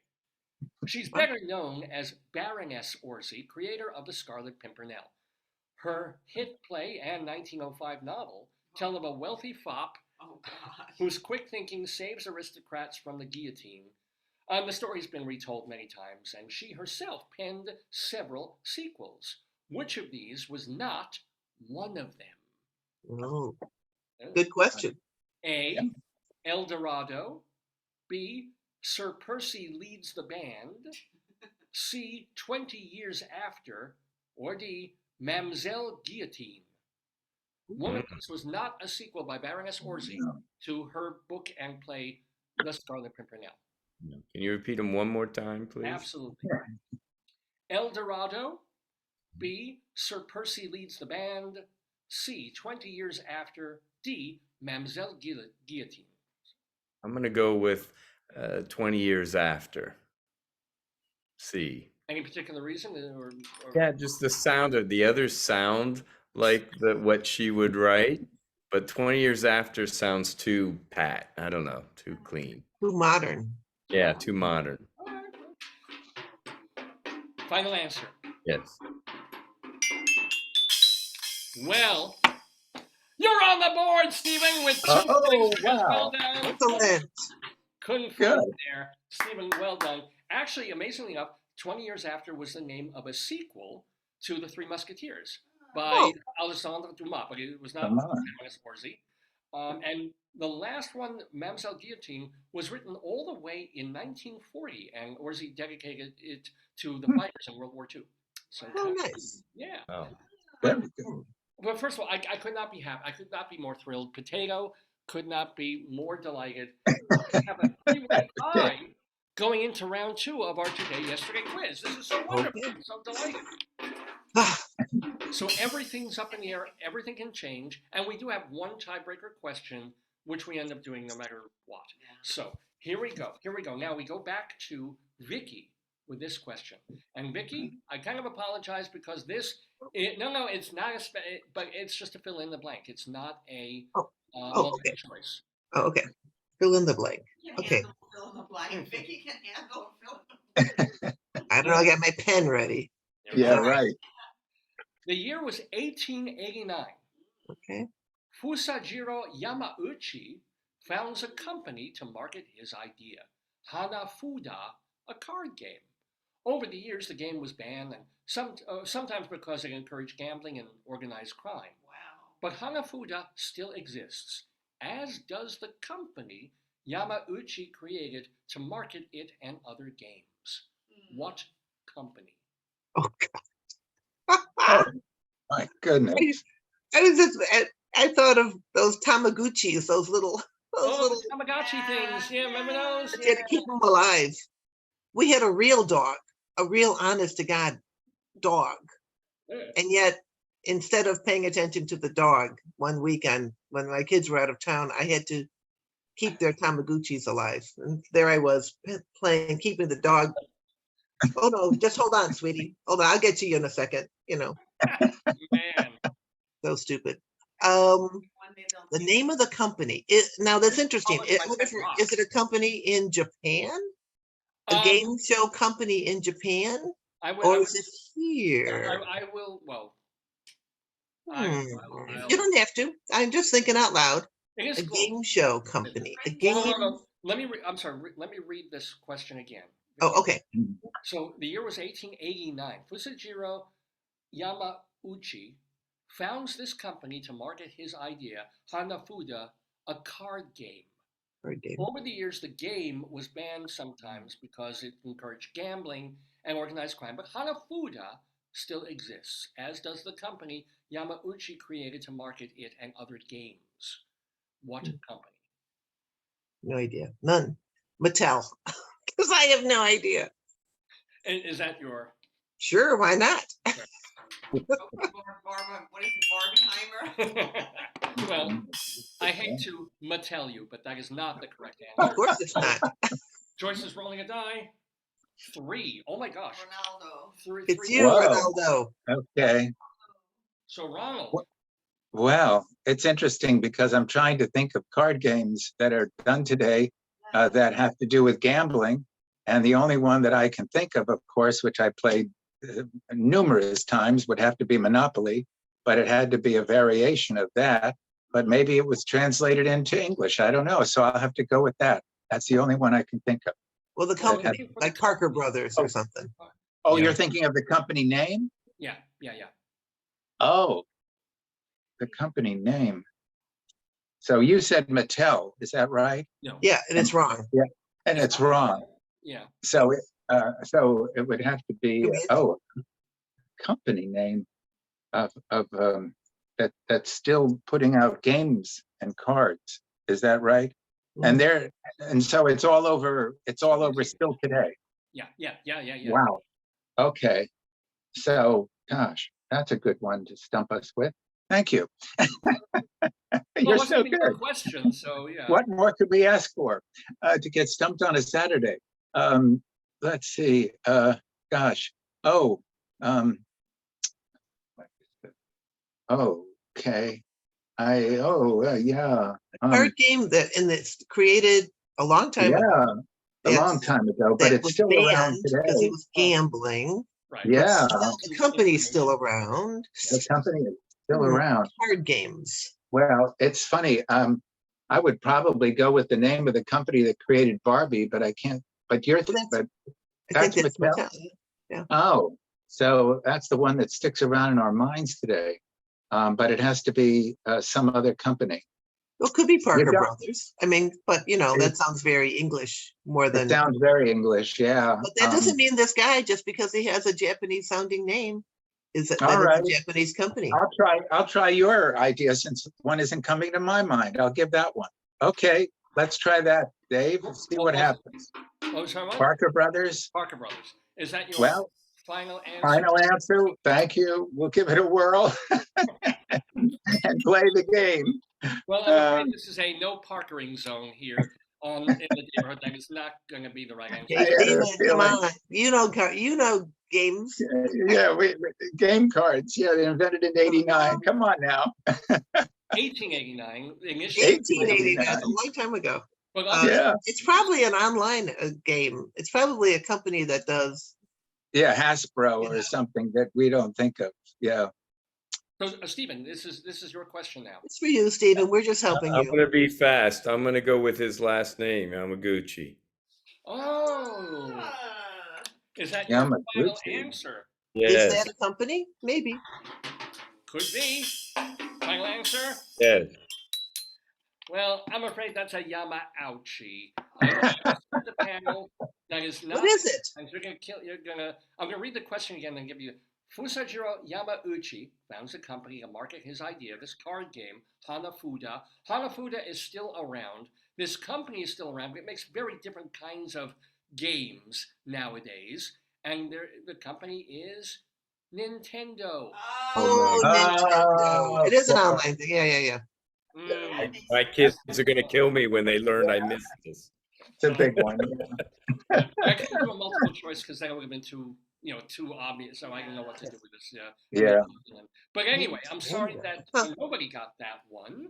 We still have Stumped a three-way tie game with Ronald up next. Oh. The question, so you can take the lead here if you get this Okay. multiple choice. Sure. Oh, that'd be great. Thank you. The year was 1920. Oh, you okay? The year was 1920. My wife just tripped over something and Oh, she okay? Oh, no, there's blood everywhere, but I'll deal with it later.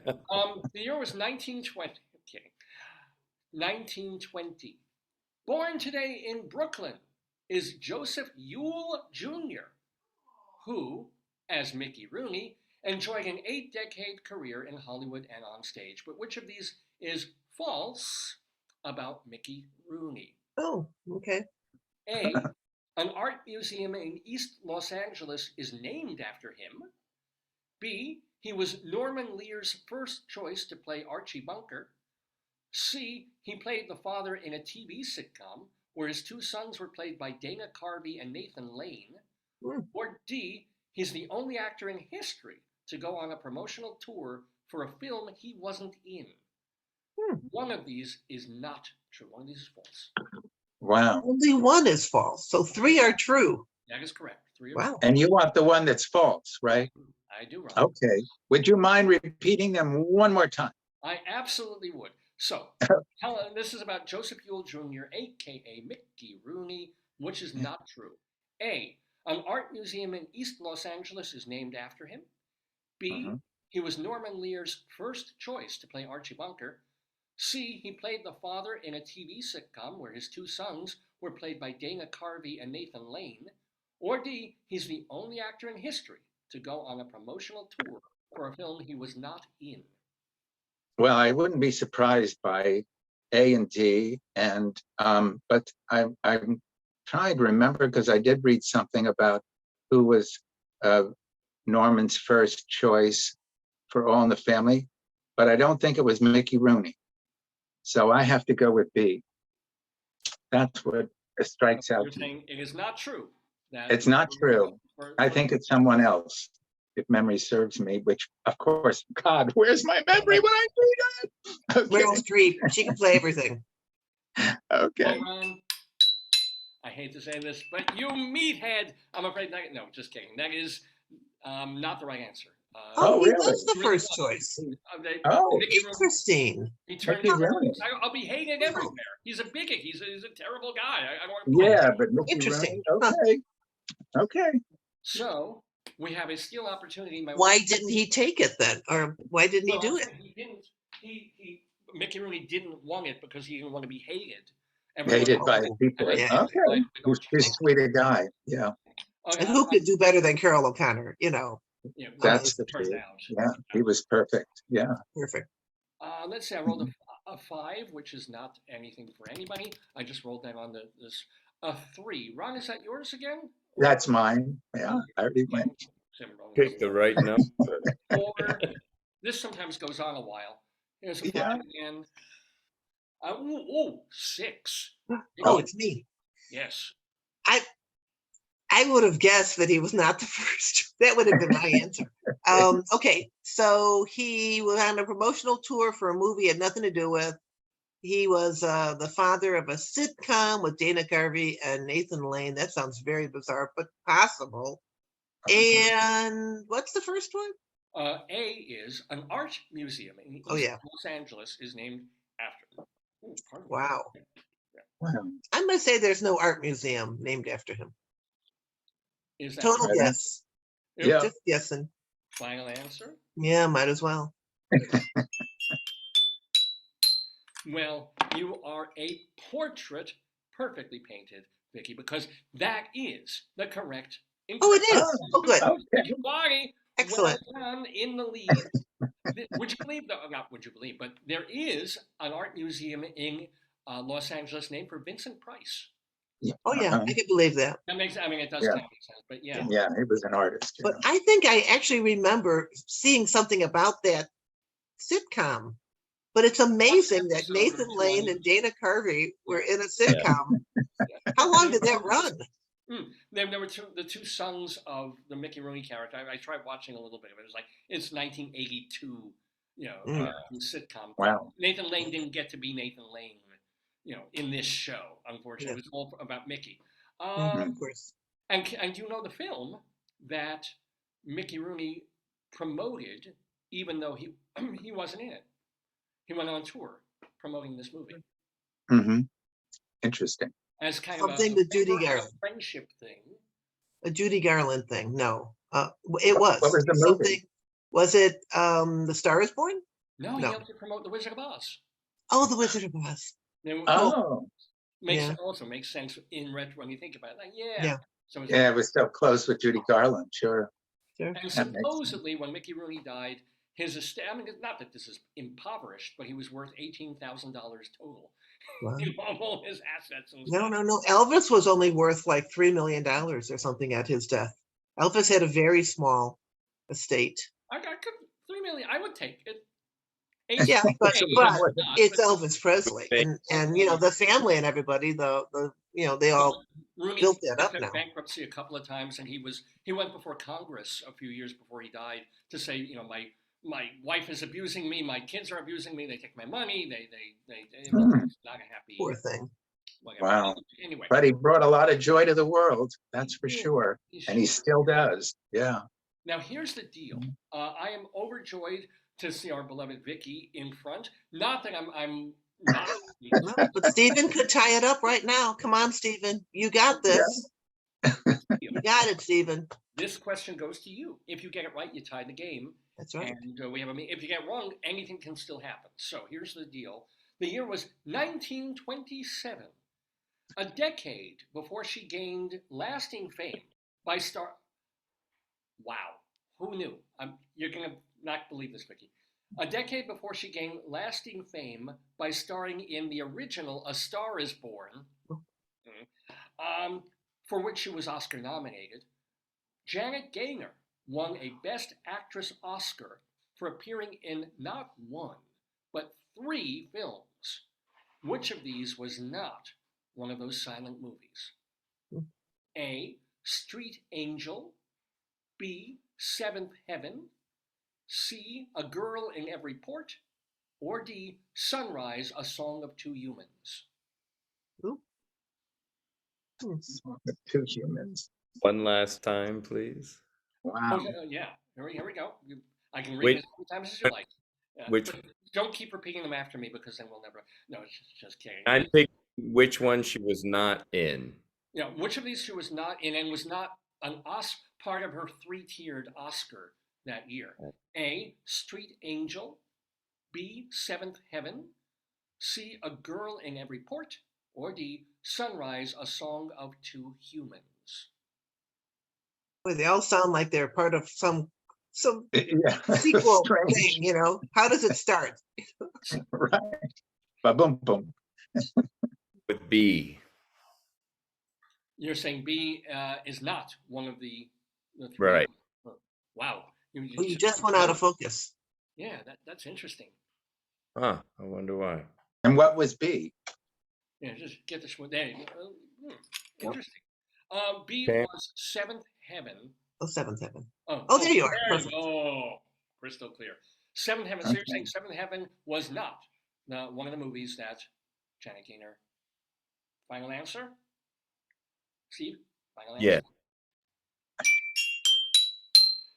Well, I'm afraid that answer is hellish, Stephen, because Janet Gaynor was in fact in and nominated for, or not, sorry, she won for Seventh Heaven and two of these other films. So we have Wow. All in the same year or no? there were. No, it couldn't have been the same It year. was She wouldn't have won 1927 Oscar. to the Oscars of 1928. So, or Mhm.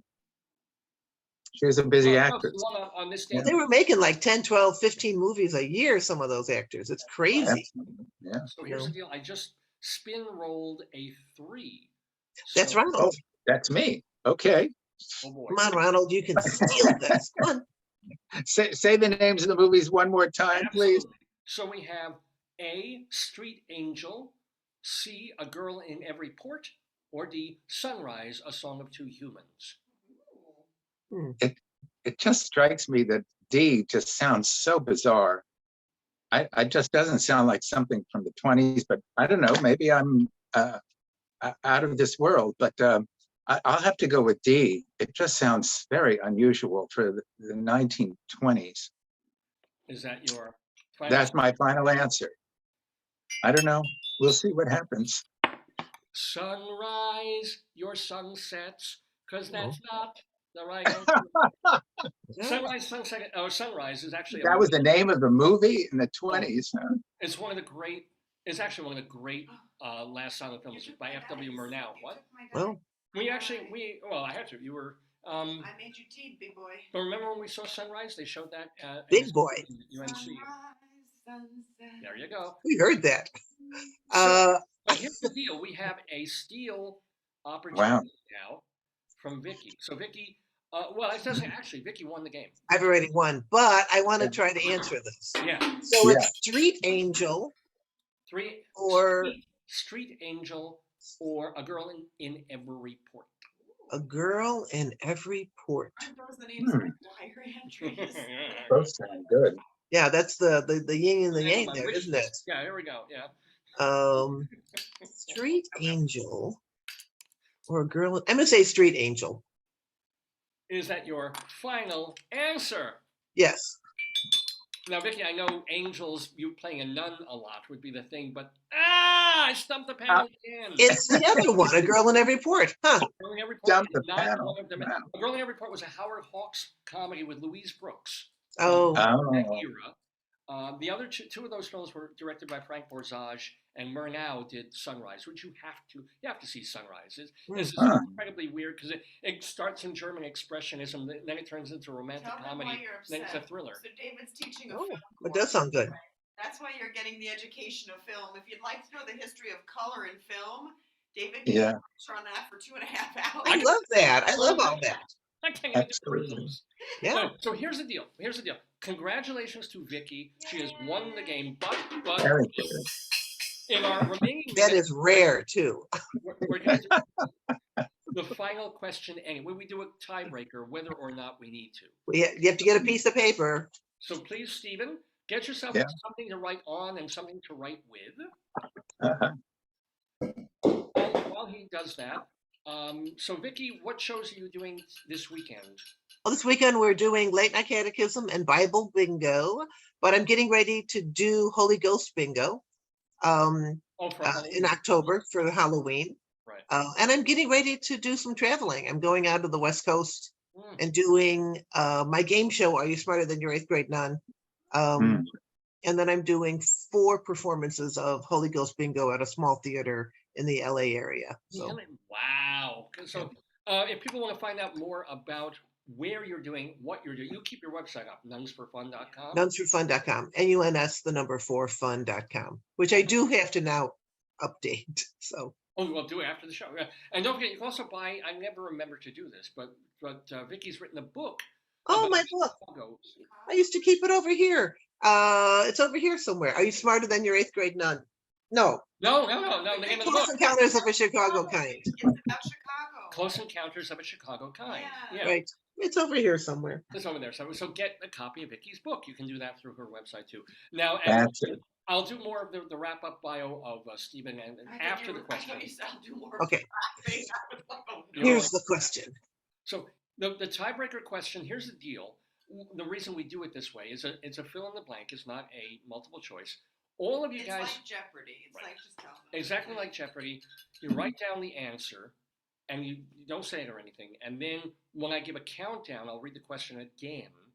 I'll go 3, 2, Or- 1, and you what? Or Then you we'll know, show it. You can also plug an upcoming event or something you project or something you wish to share with them. Yeah. So if you don't know the answer and you have nothing to fill in, Stephen, if you absolutely don't want to guess, or you could write down Bettinger's luggage. Yes. Ronald, you can write down the name of well, do you have a You title can't write for down the the play? name.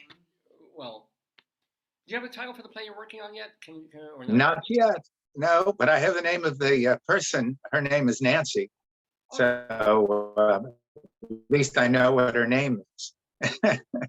So Is there a song, Nancy with a laughing face? there you go. Well, that's a stretch. The face is laughing. you. It's stretching. So anyway, here we go. Here's the question, our tiebreaker question for this Saturday, September 23rd, for our Today Yesterday quiz. The year was 1899. Born today in Russia, is this sculptor known for her giant outdoor pieces and black and or white painted wooden sculptures, including Sky Cathedral? Can you name this artist? Hmm. That's tricky. No, Tricky is a rapper. Oh, I know that. 1902? What No, age? 1899. right, born. Born in Russia, Yeah. which doesn't mean anything. That could be, Oh. that's just a, born in Russia On this day. on this day. Famous for her sculptures Correct. Sculpture. and black and white wooden pieces. And I will also add lithographs too, but not really famous Mhm. as much for that. Okay. Sounds interesting. Oh, you froze, Ronald. Yeah, We Ron, can't, you're oh, there back. you I are. can hear you. There you go. Oh, you're back. Okay. So Okay. write down something, even if you don't know, Already. I don't think you know the answer. Vicki, did you write anything yet? Or No. That's a tough one. I should know this, but I don't. It's one of those things, when I say the name, you'll be, oh. Oh, her. Oh, that. All right. Yeah, her. Oh. But we know it's not George O'Keeffe. So, That's what is true. But Yeah. you said a sculptor. Somebody's quick Yeah. erase it. Well, not George O'Keeffe. oh, it's not. But also artists sometimes take stage names, right? So it's common. I'm trying to remember the name of the Polish artist now. There's a woman and she did legs in Chicago. So there's a whole, it's really wonderful. It's a whole bunch of legs. It's just from just legs of people Legs. walking. She just died. She was born in Poland though. She just died like You within the have last 10 years or so. That's a fetish. That's right. But her work is really interesting. But it's not that because I thought, oh no, she's born in Poland. Actually, I took movies of that sculpture, and I just love the footage. Oh, Yeah, Ah. footage, 'cause okay. Anyway, do we all have answers of some sort? Sure. Thingy? So, this is full to the top if you want to. okay, now let me after I finish the question. I have I like no- your surrealist background, Dave. Yeah. Right. Yeah. And notice Minimalist. the hero Melvin G. And Mintz, show them local you have politician. Moshiach as well. Oh, We don't okay. keep around this time of year. We also keep the Lubavitcher Rebbe handy Oh, because you never know. very nice. Because he is Very that good. female artist from Russia. There he is, yeah. There he is. That's it. Shaved his legs and then he was a sheep. He's like, hey, we're taking these legs on a walk on the wild side. Anyway, all right, I'm going to read the question one more time. The year was 1899. Born today in Russia is this sculptor, or sculptress, you might say. No, Yeah, sculptor. That's fine. known for her giant outdoor pieces and black and or white painted wooden sculptures, including Sky Cathedral lithographs too. Can you name this artist? 3, 2, 1. Hold them up to the camera. Oh, I can't see it. I see Georgia Bettinger, Georgia Louise. Bettinger. Oh yeah, yeah. And And here is nunsforfun.com. Nunsforfun.com. Ronald Rand. Louise It turns out Nevelson. because, Vicky's already won the game, but Ronald, it's Louise Nevelson. You got it. Oh, Yeah. Ronald, excellent. Yeah. Well done. She was Well- like Leia. It was a Russian name. Well, she was one of the greatest of all time. Edward Albee wrote a play about her. Yes, the Um, Oculus. Yeah, very Yeah. beautiful He's an play. artist. And also, I know a very dear friend of mine actually has a Louise Nevelson in her apartment, which is pretty Wow. special. You know, I see it every time I go. So What I is grew it? up, Is it a piece of sculpture? Is it a lithograph? it's a piece of black sculpture right on the wall made out of wood. So it's very special. And That's my great. mother was an art teacher, and I paint every day of my life, and I've been painting ever since I was born. So I should know some painters. No, but That's Joyce is great. asking, Ron, when is she going on vacation, and Yes. where's her apartment exactly? And I haven't the slightest, remotest idea. Somehow it slipped out of my mind. I don't know why. well, it's, Georgia O'Keeffe and saying Georgia Bettinger because the lead character is George Bettinger. So I Well, was there you go.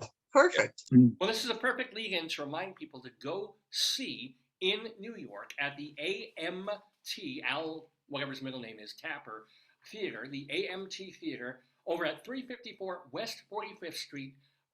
The play that is directed by Stephen Ditmyer. It's called Bettinger's Luggage, and it's running Oh. now through October 26th. Do you know what the ticket outlet is, Steve? I don't have this. Is it? go to amttheater.org, spelled ER, theater ER, yeah, AMT theater ER, theater spelled .org, yeah. .org. How many seats are in that theater? A beautiful, it used to be the Davenport, and Primary Stages used it years ago, and so $1 million has been put into it. It's a gorgeous new 99-seat off-Broadway theater. That's Gorgeous. perfect. Yeah, Perfect so size. just under. So it's like, well, 99. Are you on an off-Broadway or off-Broadway contract at 99? Off-Broadway, Off-Broadway contract. Wow, nice. So you're paying the 14 actors? yes, and Al Harper is a rich man. Yeah. Wait, So- I can't hear. Yeah. the challenges is, can you hear me? Yeah. Okay. Yeah. Challenges is this is literally, he wrote a Broadway show that we're putting into a 99-seat theater. 14 actors, 26 roles, 57 costume changes. Oh my God. Incredible. Wow. And the most incredible creative team. The costumer is designer, so she works in film and TV. She does Marvelous Miss Maisel, all kinds of things. It's incredible. It's literally a huge show that we've put into a small space. Wow. So yeah, and that's Rabbi great. Saul is just upset that he wasn't cast as Georgia Bettinger. He loved talking to, but still. Now, Ron Rand, just remind us one more time again. Like, what is we can buy your books, which are Well, you can certainly go online to Amazon and Sunbury Press to get Solo Transformation Stage and Create and Acting Teachers of America. My third book is also on Amazon. And you can visit my newspaper, The Soul, the American Actor, at soulamericanactor.com. It's now my 24th year that I've been publishing the newspaper online and in print. And also my play, my solo play I've been doing for 23 years around the world. I brought it to 26 countries, and that's at letitbeart.com. and I was awarded my second Fulbright by the U.S. State Department as a Fulbright specialist. So right now I'm I'm working on my newest country that I'm going to be traveling to with my show, Let It Be Art. So it's been pretty incredible bringing Harold Clurman around the world for 24 years. You know, it'll be coming my 24th year upcoming. So now, Ron, we're losing a little bit of your audio, but I want to ask this real quick, since we Sure. have this opportunity. What do you think in terms of, since you've studied all this, of Meisner and Meisner technique? Well, I mean, Sandy was a very, very close friend of Stella, and Stella Adler was my teacher for 5.5 years. And when I wrote the play about the group theater, which I worked on for 20 years, of course, I studied everything about Sandy, and I met Sandy at the neighborhood playhouse and talked with him, of course, as I did. I studied with Bobby Lewis, and of course, Harold Clurman I studied with. And so I got to become very good friends with Phoebe Brand and Morris Karnofsky. And I've also written the screenplay for the first film about the group theater.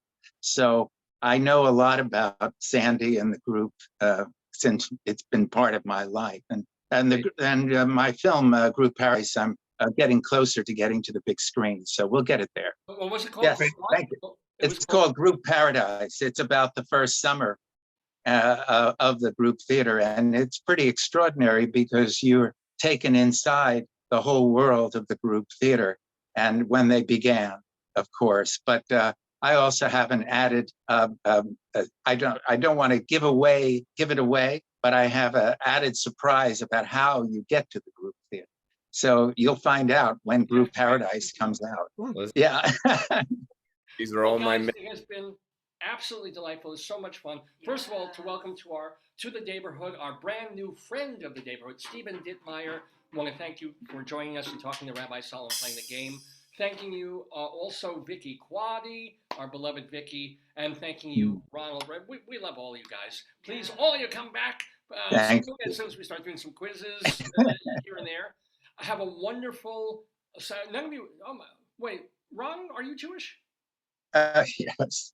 Yes. Happy New Year. Ask for you if you do that sort of thing. Yeah. The rest of you, just take a month, have a good month. I'm 0.4%. Don't forget that. Well, there you go. I think we all are everything. We're all one people.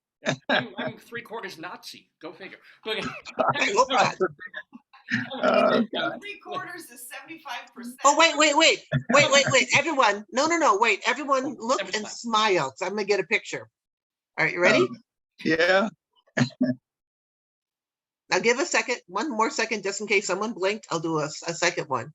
Let's get, okay, 1, 2, 3, smile. All right, good. I send that to Dave, and he'll use it when he posts the video from and this. when I blackmail all you guys. Sounds like fun. Everybody blow kisses so that we can let you go one by one. It's the only way we can do this on. Thank you too. Stephen. Okay. Thank you. Bye-bye. Thank you. Bye-bye. And Ron, have a great one too. It just takes so Thank you. You too. I'll just stay here all. Sorry about that. All righty. It is just about 11 o'clock in the morning here in the Daverhood. You're watching the 912th episode of the Dave's Gone By Facebookio Podcastio Programmio of the Street. You know what? I don't do the quiz for a couple of weeks. It's really fun. And I feel like revivified by I don't know if I'll do it again next week, but it was really cool to do this week. And so great to have those delightful, charming, funny people. Yay! Oh, I feel so good. So we still have more to do on the show, though. We have our Colorado Limerick of the Dam coming up. We also have Greeley Times. Forgive me. Let's talk about the fridge. Okay. Because I also want to talk about, which I didn't in my, although you did. Oh. Yeah, we'll get to that if there's time, or maybe I'll save it for next week. But so I'm not sure if there's all that much funny to talk about, but our refrigerator and I do not have a good relationship. I'll go get the picture. Maybe that'll be funny. Where I strew the water. Turn off the water. Oh yeah. Oh, that's right. You put it on a thing for me. Please, thank you very much. I think that'll get some jocularity. So we've had jocularity.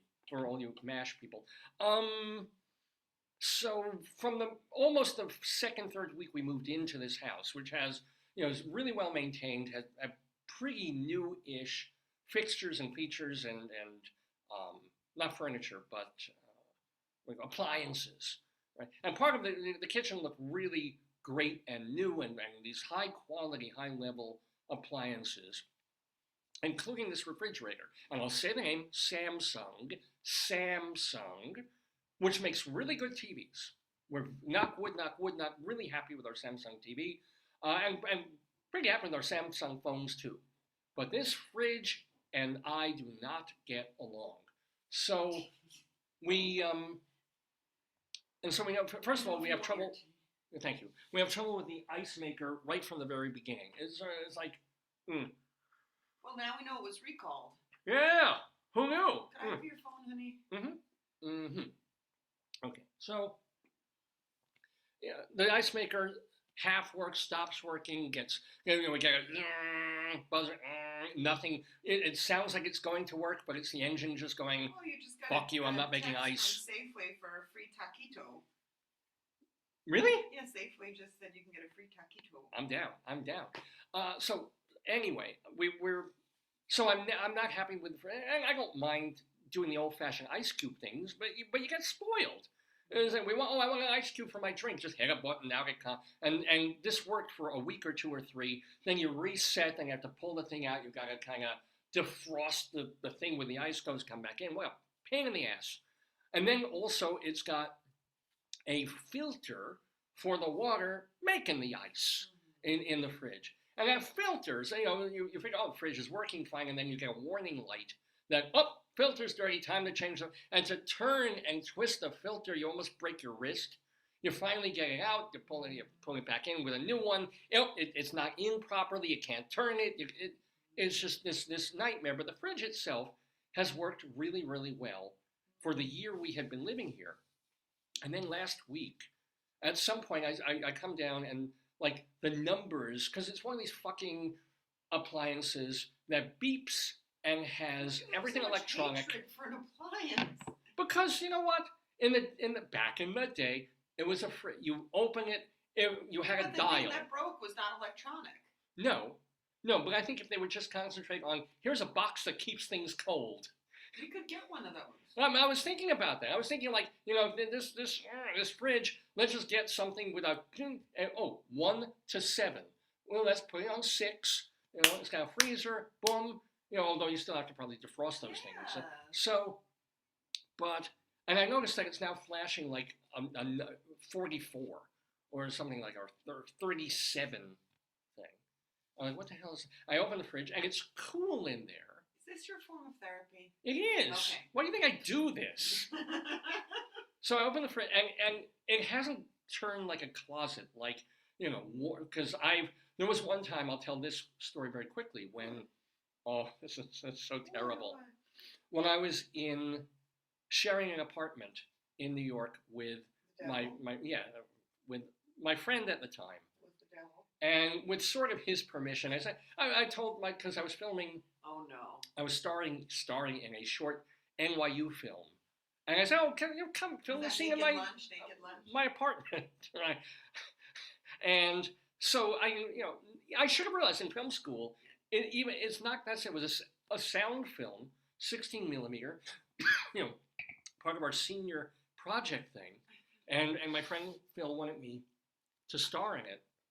And so I said, why are you trying to find a location? Just come to the apartment, Did film it Phil here. ever have hair? Oh yeah, back in there. And so they're in there, and they're setting up equipment, and it's just 5 lights, and this, and sound, and it's taking forever, and they're tromping around. I mean, they cleaned up after, but it's a lot. Even in this small little 1-bedroom apartment converted into a 2 when I was living there. And in order for not to short circuit the building, because this was an old apartment on Carmine Street, a walk-up on Carmine Street in Greenwich Village, where you had to be very careful. We couldn't even run 2 air conditioners at the same time because we would blow the building. This is not going to. This was New York, so we had to work mostly without AC. Like every time because all these cameras, all this equipment, the lighting was plugged in. So at one point, to have enough energy not to blow the building, they unplugged the fridge. And nobody ever plugged it back in. Oh. So we stopped shooting on like a Friday. Oh no, and you went home for the weekend? Went home for the weekend, and we come back in. Oh, And yucky town. Was like, what? Oh my God. I would think somebody died in your building, yeah. And the worst part, of course, is that the friend of mine at that point, Yeah. his family was very nice. They would stock the fridge. You know, his mom would buy all these groceries that we could keep in there. So the fridge was stocked with groceries, It's even meat. more just, it's not like a Chinese food takeout and it's full. And the neighbors were starting to complain that someone died in our apartment. This is a true story. True, the neighbors said like, and we were like, oh, what happened in there? And Scott was like, Dave, did you unplug the fridge for any reason? And I just turned like, I went like, No. green, blue, gold, red, and I was like, yeah, we were filming and we forgot to, oops, you know. And we had to like muck out throw away all this stuff in the fridge, which was, I mean, our fridge did not get really stinky because it never got really warm. Yeah, yeah. That fridge, It was the meat, weekend, yeah. the meat just turned into. You're lucky you didn't have Maggot City. Well, it was, everything was wrapped. Yeah, but still, But they could still. have flown in if someone could have gotten that fridge. Yeah, well, thank God the When fridge your was neighbors open. are gonna call the police and say someone died in the apartment, that's bad. Yeah, that's scary, yeah. I want to tell you, that's really bad. So we were spared that. Mm-hmm. And yet our fridge was trying to tell us, I messed up. I can't get to the low temperature that a fridge should be. So, I'm going up to like the 40s. Through its, Yeah, and the freezer, and it was like the water in the ice trays was cold and semi-half frozen, but not frozen. So it was like, this is a clusterfuck. So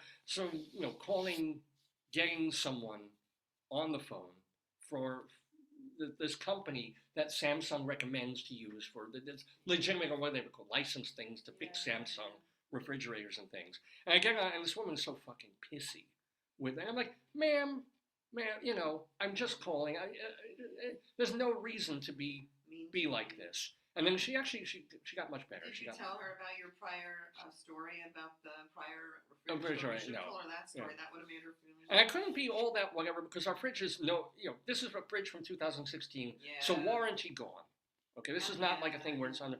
So, but she's telling me, well, yeah, we can get to you in like October 12th, and it's like, excuse me, we have had food in this fridge. We have to eat for 3 weeks. Are you saying the earliest that you can fix a refrigerator is in 3 weeks? And she gets all pissed. I'm like, we work.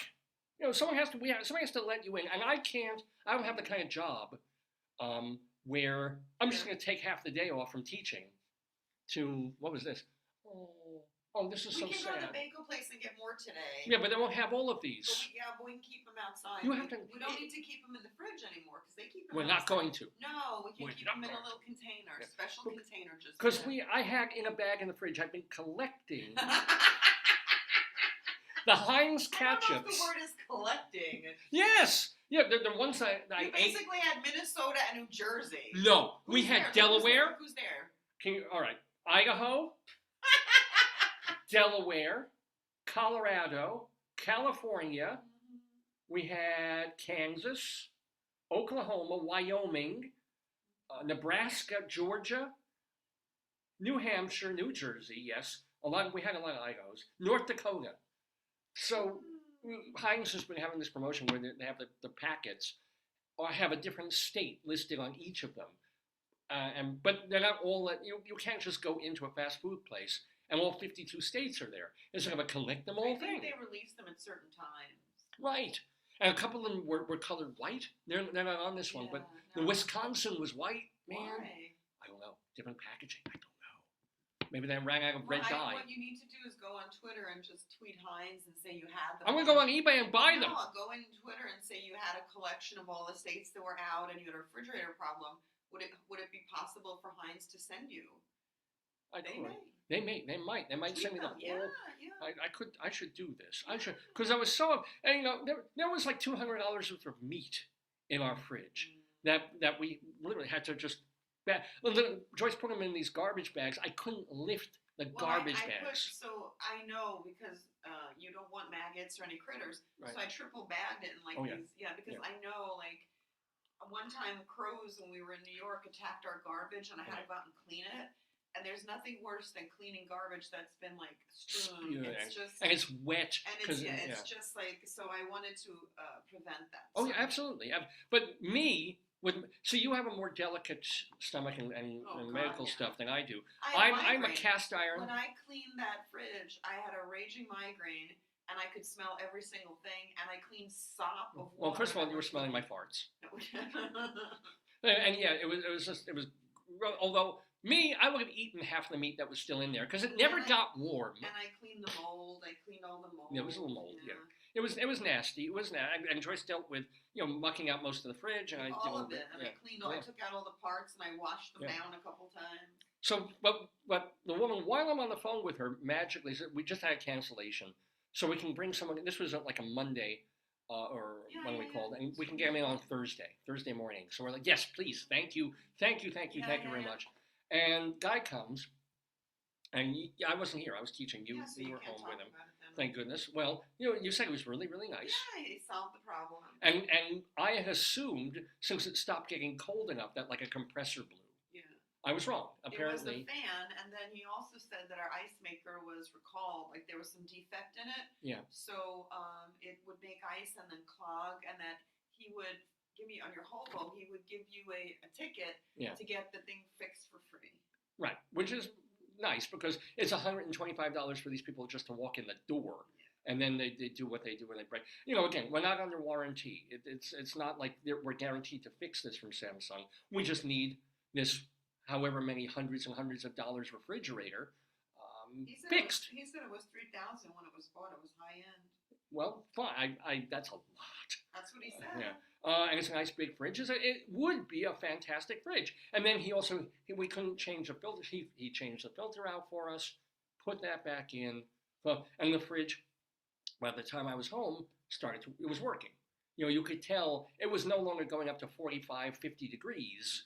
It was now getting back to, apparently the ideal fridge temperature is 37 and the ideal freezer temperature is 0 Fahrenheit. So it's working, but then I come down in the morning and there's like a trickle of water running under the fridge. I'm like, okay, must be a little bit more of the defrosting or whatever is going on. So I quickly mop that up. And then I go do some stuff. I come back, I go upstairs. I come downstairs to a couple of hours later to bring Joyce somewhere. And now there's a whole other trickle of water coming down the other side from under the fridge. I'm like, what the hell's going on here? So immediately I happen to have the number of the guy who came. And I say, hey, fine, cool, everything feels cold. And then we got baking soda in the fridge to take care of it. And we wiped it down with vinegar and all this stuff. So, but why is this happening? And he said, well, one assumes has something to do still with like the ice maker thing and the Whoopik. well, also the he said the filter might not have been laying right when he put it in, they put it whatever. So, I said, okay, I'm going to just see where this water, I open the doors to the fridge and there's like an inch of water. Show my diagram. Oh, okay, yes. And then I told you how to turn off the fridge She did. water. Because I called Joyce, I said, this is... No, we did it in the car. I drew this in the car. That was my Oh, drawing. while you were to say, here's the one thing you have to do, wherever it's coming from. Yeah. If you just turn off the water to the fridge, Yeah. which by the way, we shouldn't have to fucking do any of this. But if you turn off the water to the fridge, you won't get ice, but it won't hurt. The fridge will still work. It'll still be cold. You just don't have water coming in there and going on your floor. So, this is her. This is kind of cool to show under the sink, like H2O shut off. And I mean, she explained it to me when she drew this, so it was very clear. Self-evident. Well, it was when you explained it, because she was trying to tell me, look, don't go to the stuff that's right under the sink and on the right side. Because that'll turn off the water to the sink. Yeah. There's a whole other lever with a small little pipe, a little tubey running under it. That one's going to the fridge. Just turn that the other direction. Which direction do I go? The direction that it's not, right? So, and I did that. Was it hard to find? It really wasn't. I at first like, where, because it isn't. I was expecting Oh, like from a hose laser, thing, yeah, one of yeah. those gasket, and more. Oh. It's like a handle. Yeah, More of a, yeah. I found it. I turned it, and thank God. And we got the filter pulled out because that thing was a pain in the ass, and maybe there's a something not connecting where when that goes in. So our fridge is working. We have no food in it because we have to go buy food today. But after a week of basically eating everything out or just what's in our closets. We should go to bagel place too. Yeah, well, we could, yeah. But also we got to go to the supermarket. Yeah. And we even bought, because we're so first world and we're so like only children that in the 4 days that we knew we weren't going to have a fridge, we run to Target and buy like a mini fridge. And it's like we can't wait. We can't just eat out. It's like but milk. And Joyce didn't drink that. I drink. But no coldness. What do we do? So we literally go in for $150. We buy like a Frigidaire fridge, which knock wood, working beautiful. I was thinking, should we get an ice fridge thing? But that's called a freezer. Right? Yeah. True. Let me help you with that one. Ice fridge thing is called. You're like Ice Bear. It's called a freezer. Right. So and we're like, no, I think we can manage without ice. But it's also we can't stock meat again until we have a working freezer, which I guess we do now. Except there's like frozen water in the unremovable shelves of the freezer. At least there was 2 days ago. We have to literally like soak hot water on it to melt the ice. I can get rid of that. But anyway, so Samsung, right? No, I don't Samsung think for fridges. I don't Samsung for think TV, so. great. Really? I don't think so at all. I think this is a normal. Fridges used to last 40. David, this is not 1902. I Get know. with the program, boy. They're good. I was happy. Well, this program is the Dave's Gone By Facebookio Podcastio Programmio of the stream. We're live on the Saturday, September 23rd. Are we going to do Greeley time? Well, that's literally what I'm leading into right this second. Greeley Crimes in Old Times, which... No. Oh, sorry, you're right. Retract. Greeley Times, which is based on a column in the Greeley Tribune. We should see if any other papers do that. I don't know where to look. That's the thing. I would yeah. do like humorous police blotter listings in local papers. That is smart. Yeah. I should do that. Yeah. Because Or you otherwise could- it's you like could odd say- news. Yeah. You could say ice fridge thing. Well, that'd be rather different. Yeah. But you're right. Humorous police blotter items. I wonder if there are other Humorous, papers. non-serious. I'm sure that they got the idea from somewhere. Because that, thank goodness, over at the Trib, Morgan McKenzie has been keeping that column going. She's been doing it every week. We could call her. But nobody's doing the 100 years ago. That's gone. Oh, As far we can as never be Mike. God rest his soul. We can never be Mike. the great Mike Peters. But we have. You looked up like he was floating around or something. No, it's the trees outside are going berserk. Can I turn the thing and show them what the trees are doing? No? All right. Just trust you. Anyway, so we have new criminality. These are calls that came into the Greeley Police Department over the past couple of weeks that are the funniest ones. We share them with you thanks to the Trib, and we call them Greeley Crime. Well, they are Greeley Crimes, Yeah. and we call the segment Greeley Times.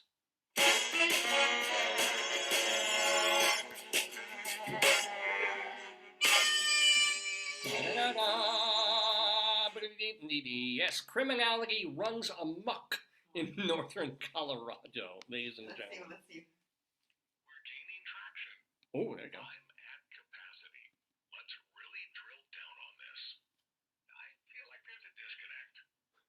All right, we'll see which one of those work for these actual phone calls that came in to police dispatch in Greeley and Evans and Johnstown in northern Colorado. Okay, here we go. This is 1 o'clock in the morning this happened. A caller on 7th Avenue said that a man was wandering the area screaming, quote, guttural grunts. Maybe he had a doo-doo. But I'm wondering, Maybe it was baby Gramps. but if he's at the point of guttural grunting, he's probably not wandering. If he's at the, you're probably not wandering. I think it was Baby Gramps. It's so. I can't believe you just brought up that name. Why? I have been trying to get in touch with Baby Gramps for the past couple. Jeff. Well, no, I am. I'm in touch with his, maybe his wife or his publicist or something like that. And she says he'd love to do an interview as soon as he's back performing. But it's been a while. He's not performing yet. So we're keeping in touch. And just, literally, I got an email from them 2 days ago. Oh, wow. So Baby Gramps, if you don't know him, go Google. He grunts, yeah. It's like, if you go out in the woods today. Did they ever resolve it, or we just don't know why the grunting man was We have no idea what happened to the grunting man. Okay. Blind Boy Grunt. You know, Bob Dylan's stage name was Blind Boy Grunt. That was one of his There you pseudonyms. go. Blind Boy Grunt. Anyway. A caller. Yeah. At a fast food restaurant. Oh, no. Serving tacos, no Oh, less. no. Oh, wait. Where's my little fluffy sound? Oh, honey, that's racist. To say, oh, well, tacos. It's not about, Yeah. that's about like food quality more Exactly. than. On 23rd Avenue, reported seeing someone climb through the drive-through window. You're very spitty today. I know, I'm always speaking now, yeah. I must have drinking a lot. I wouldn't announce that on the air. Yeah, I'm also drinking. I'm drinking a lot. Take some hot. You didn't like the joke I told in class. No, don't say please. Let's move on. All right, please, fine. please, please. If you want to live with me, just move on. That's great. That's fine. So a caller at a fast food restaurant serving tacos reported seeing someone climb through the drive-through window. Wow. Because when you have to use the bathroom, you've got to use the bathroom. Sometimes you want to really get in there and see, like, if you have a specific order with certain dietary requirements, you Right. want to see that. Yeah. Maybe they were mad at the worker. That's true too. Well, no, that has happened, you know, and people have just gone crazy. People go through drive-through windows, they run in, they start beating the hell out of these folks making minimum wage, spooning beans on a platter. It's like, Well, I hope he got his order right, or she got her order right. that's true. That's true. If they got the wrong sauce on their kind, you guys. I mean, come on. Yeah. I said vegan, damn it, vegan! That's true. This cheese is not vegan! A caller on 44th Avenue. Are these? Oh, no. Okay. No, those are real glasses. A caller on 44th Avenue Yeah. was upset Oh. that a little yappy dog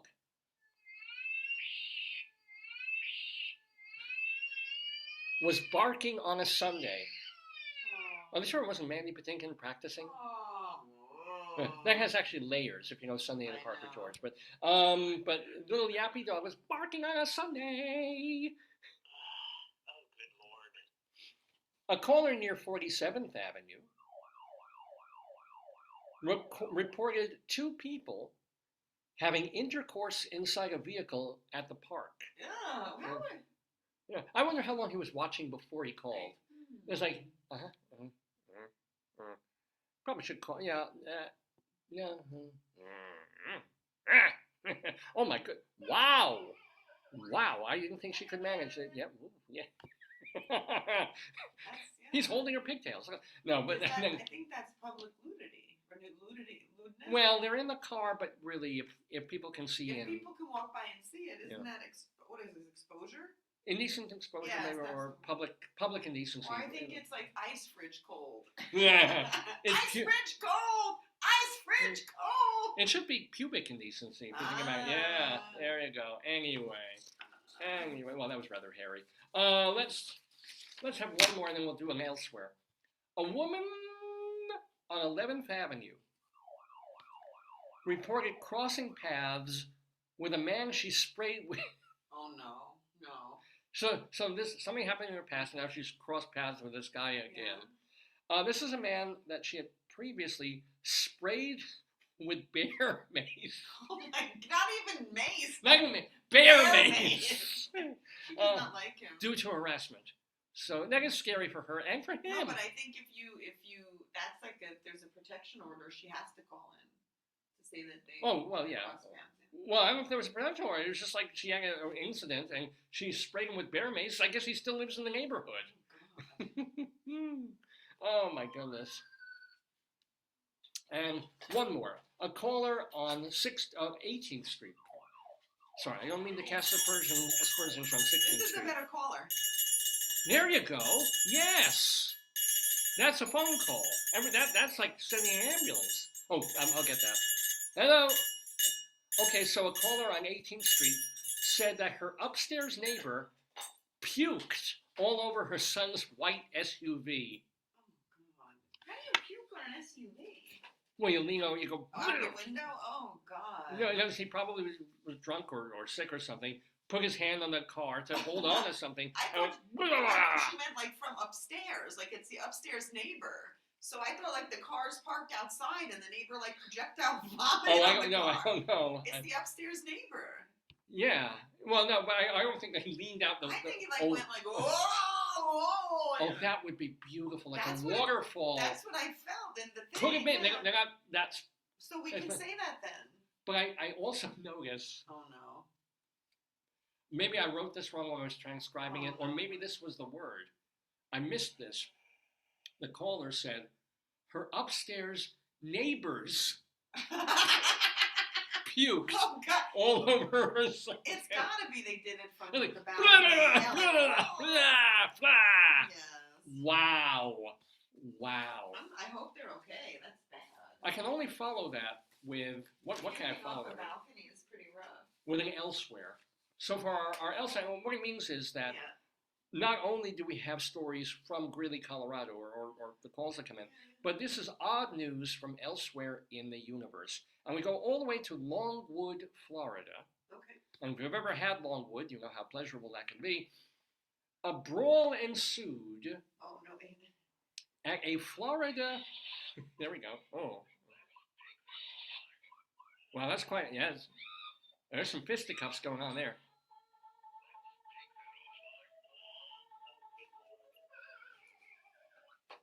The brawl ensued at a Florida chicken wing restaurant last weekend. This is about Wow. literally Maybe a week it ago. was one of those competitive eater competitions. Well, could be. It started when 5 women intentionally clogged a toilet. Oh, maybe they threw stuff in it. Yeah. I've unintentionally clogged a toilet a time or two. I always remember when one time we went to Kohl's and you didn't have a good cell phone. Yeah. And you were like, Joyce, I was like, what? You're like, somebody like sharted or like pooped.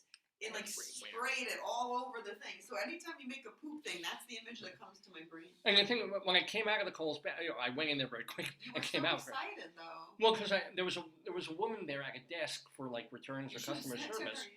Well, no, I came out She of there. thought it was you. Right. I said, this is what terrified me. I was like, Yes. Yes. and my first words were, Yeah. it wasn't me. Yeah, but you know, that's the first words when people lie. So if somebody's going to make a big duty like that, they're not going to say, oh, it was me who did it. They're going to say, it wasn't me, but I saw this. So No, you but know that she thought it was you. This happened again, and not as a bad way. When? This week, I was at the other university, Yes.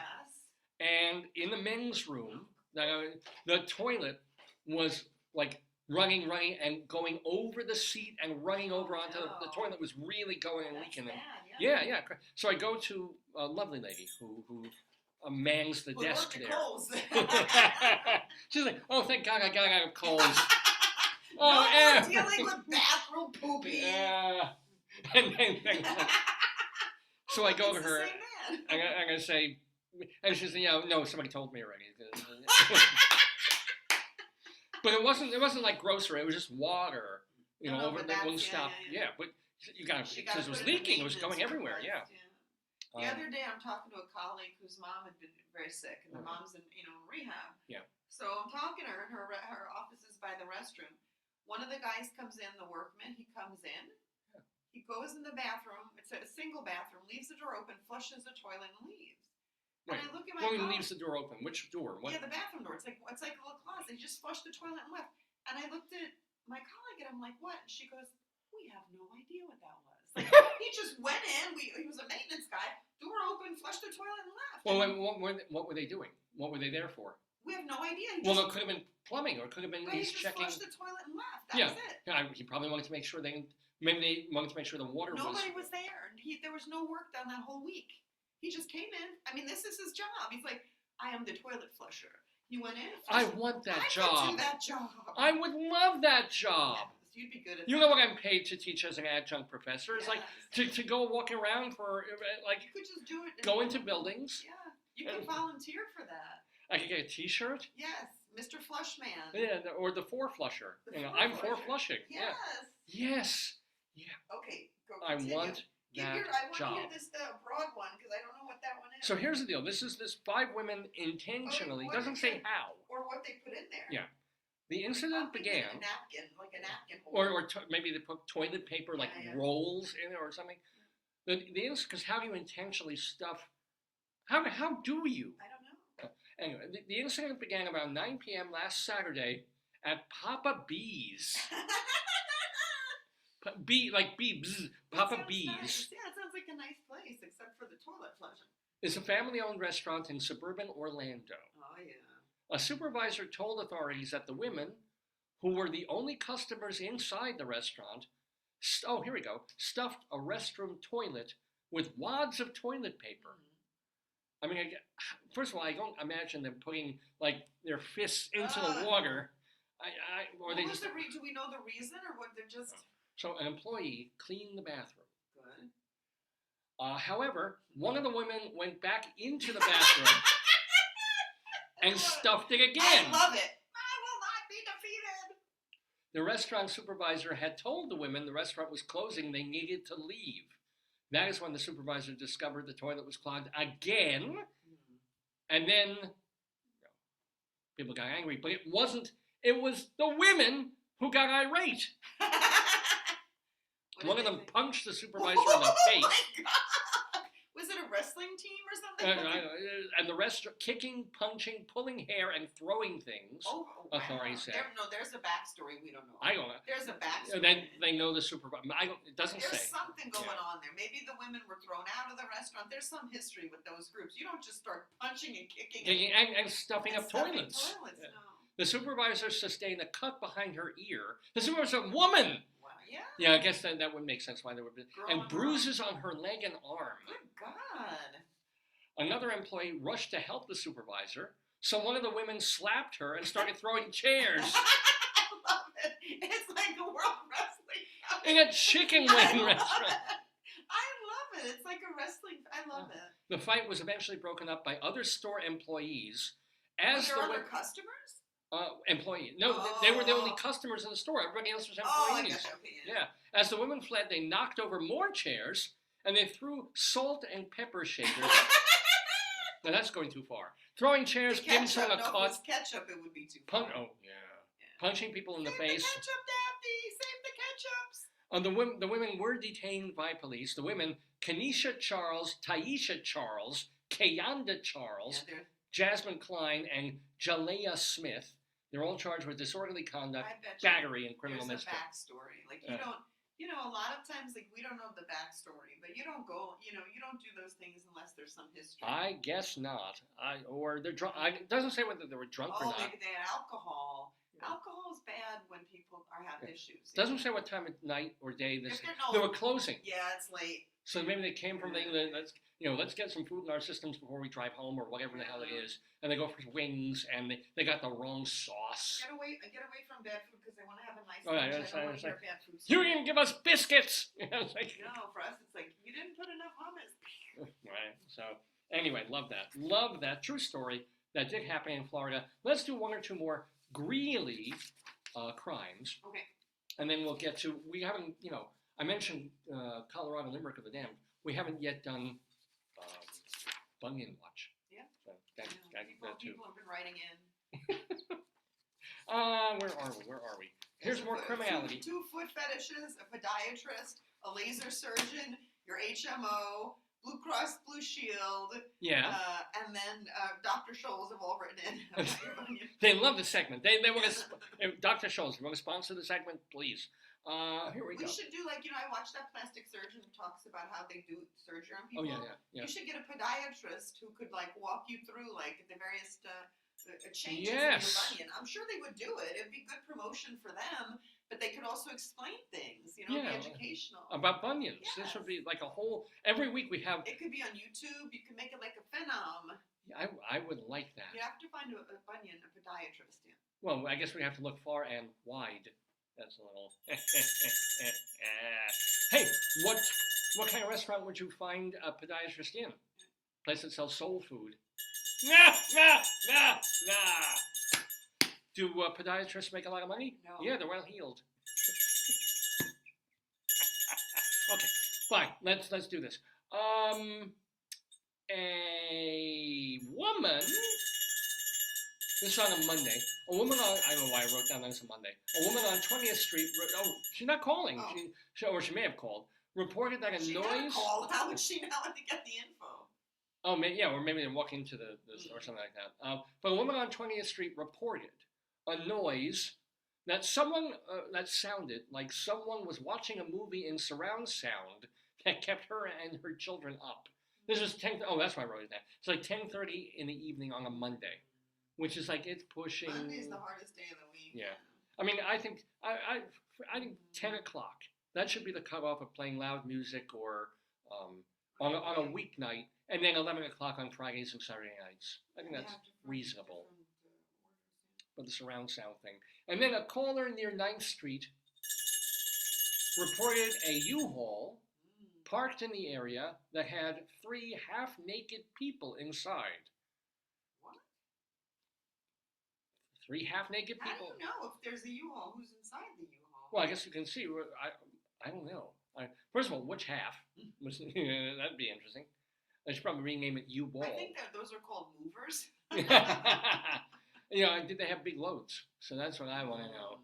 And ladies and gentlemen, that is Greeley Times for this Saturday, September 23rd, 2023. Mr. Horace Greeley was no fool. No, he was not. I'm sure that you'll agree with me that Greeley was no fool. What he is getting at is that Mr. Greeley was no fool. Yippee-yi, yippee-yi, yippee-yi-yi-yi, yippee, yippee, yippee.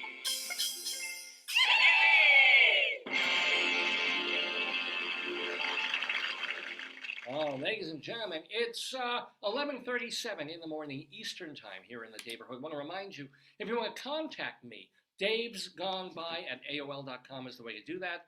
Dave, like my name with an S, davesgoneby@aol.com, or just message me right on the Facebook page or post on our Facebook page under each show. Look up something you were talking about. I don't know what. Oh, I don't know. Was it stuffing how to stuff a wild toilet? Oh, can you tell me what the town is? I wanted to look up. Oh, yes, please. Coming up soon, we still have Bunyan time. But after Bunyan time, we have our Colorado Limerick of the Dam for Deer Trail, Colorado. Is it 1 word or 2?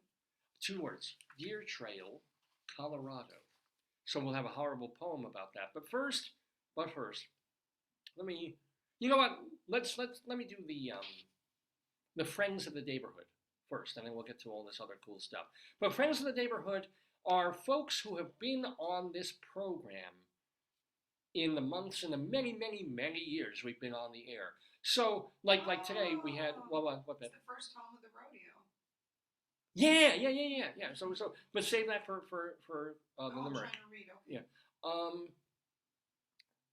People who've been on the show, we like to keep tabs on them. I'd like to let you know, what are they doing now? Have they written a new book? Are they in a Broadway or off Broadway show? Have they put out an album? What are they up to? Because now they're our friends. They were guests on the show, and they're still doing amazing things. So we have a new friend of the Daverhood, of course. Today we got Stephen Ditmyer. He is the director of Bettinger's Luggage that you can watch at the AMT Theater in person. It's not a Zoom thing, in person at the AMT Theater on West 45th Street in Manhattan through October 26th. We also, of course, love our beloved Vicki, Quade, who does her shows out at the Greenhouse Theater in Chicago, not to mention other places, going to LA in a couple of weeks. And then Ronald Rand, the author of a couple of books about acting and directing, as well as his doing his one-man show about Harold Clurman, and putting out the newspaper Soul of the American Actor. These are the friends who are on the Daverhood today, as is my darling and adorable wife Joyce, It's only as an is. hour from Denver, honey. I'm sorry, what is it? Yeah. Your train's only an hour. And Rabbi Sol Solomon, founder and spiritual leader of Temple Sons of Bitches in Great Neck, New York. Rabbi Sol has been with us since episode number 1 back in 2002. He for a long time, he was doing rabbinical reflections. As a matter of fact, I'll probably post an old one that he did about Yom Kippur years ago in time for the holiday on Monday. But he also does a lot of our interviews. He talked to Stephen Ditmyer this time. If you want to know all things Solomonic, you're going to want to go to his website, shalomdammit.com, where you can read and hear his reflections, watch and hear his interviews, see the stage show that he did off Broadway, or technically off Broadway, at the Richmond Shepherd Theater and later on the Roy Arias of Shalom Dammit, an evening with Rabbi Sol Solomon. It's all there at shalomdammit.org. But these are folks who were just on the show today. What about folks who've been on the program in the past? Here's what they're up to. Whoops. Gotta get rid of that. Let's try that.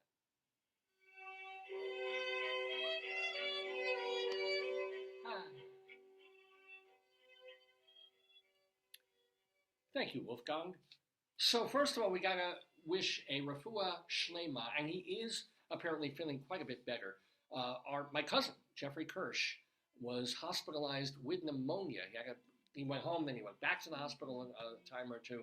He had a very, very rough week, but he is finally feeling, thank goodness, better. Is that Lori's brother?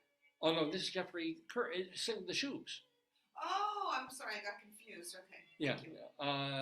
No, so that's Jeffrey Kirsch and married to Cynthia Shub Kirsch. They've been on the show. They played our Is Today he, History is quiz. he okay? He's feeling, he says in his Facebook page, significantly better. Because he was, sent home, then started feeling worse, went back, and now he's feeling okay. And then congratulations, here's a mazel tov to Dave Koenig, the comedian. You can see him, he's booked like a dozen cruises between October through March. As long as, he performs on the cruise and does all that stuff. So it's davekoenig.com, Konig. So congratulations to him on that. On tonight, Saturday, Jorma Kaukonen and Jack Cassidy are both in Electric Hot Tuna. They were also in Jefferson Airplane together. They're doing their last tour, and they are at the Beacon Theater in New York this evening. So go see them. And then Austin Pendleton alert. Oh my God, honey, we need Austin noise. We need noise. We have an Austin Pendleton alert, my friends, because Austin is in a play called The Pianist that is going to be, or that is, no, it starts on Monday or Tuesday, actually. It's called The Pianist. It's at the George Street Playhouse in New Brunswick, New Jersey. So congrats to the indefatigable Austin Pendleton. And then on Thursday, Quinn Lemley is doing her show, Rita Hayworth, The Heat Is On, at Don't Tell Mama. And same night, Karen Mason is at Chelsea Table and Stage. And also on that same night, Thomas G. Waits, he's an actor, but he's, I guess, also a singer and musician, because his band is going to be at the Cutting Room over on East 32nd Street. All of these things happening on Thursday. And then on Thursday and Friday, there's an industry reading of a new musical co-written by our friend Amanda Green. It's called Female Troubles. Nothing to do with the John Waters film, thank I God. was going to ask you. Yeah, but Lilius White is taking part in the reading too. So we get a double on that one. Congrats to Amanda and to Lilius. And then, here's a big one. I wish I could actually go see this. At the Tarrytown Music Hall on Friday night, Peter Yarrow from Peter, Paul, and Mary is going to be performing with Noel Paul Stuckey, a.k.a. Paul. So it's Peter and Mary. Mary's been gone a few years, but I love that. so Peter Yarrow, our friend in the Daverhood, so yay, yay, yay on that. Playing now through early October, Robert Galinsky is directing a solo play called Tripping on Life. It is by an actress writer named Lynn Shay. This is at Theater Row on West 42nd and 9th Avenue.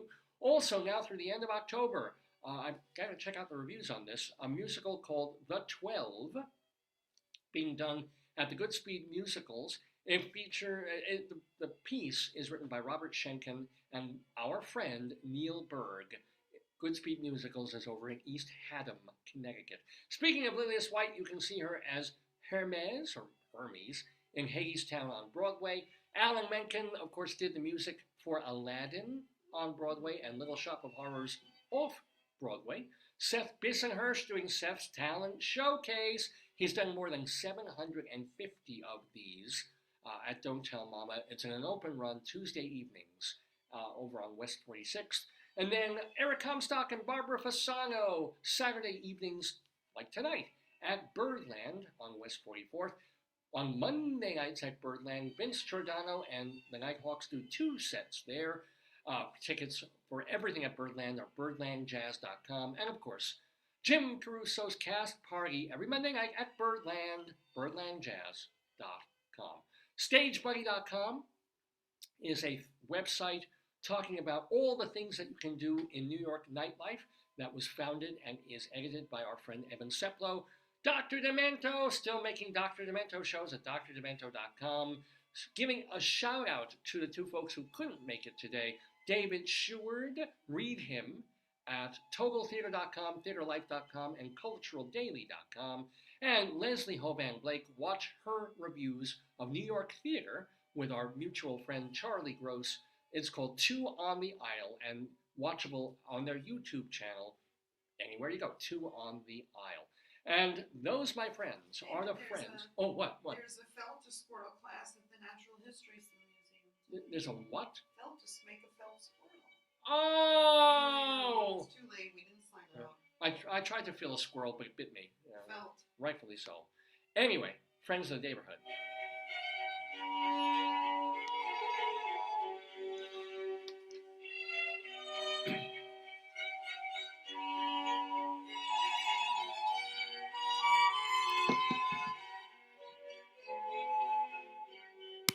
Okay, well, it is about 1:45 Eastern Time here in the Daverhood. You're watching Dave's Gone By with me, Dave Lefkowitz, my wonderful wife, Joyce. It's our 912th episode, and we do have our horrible, awful, disgusting limerick coming up. But speaking of horrible, awful, and disgusting and gross, I want to show you my feet. They're actually not bad, but a couple of weeks ago, we were talking about my first week teaching the new semester at 2 universities with new sneakers. Nice sneakers.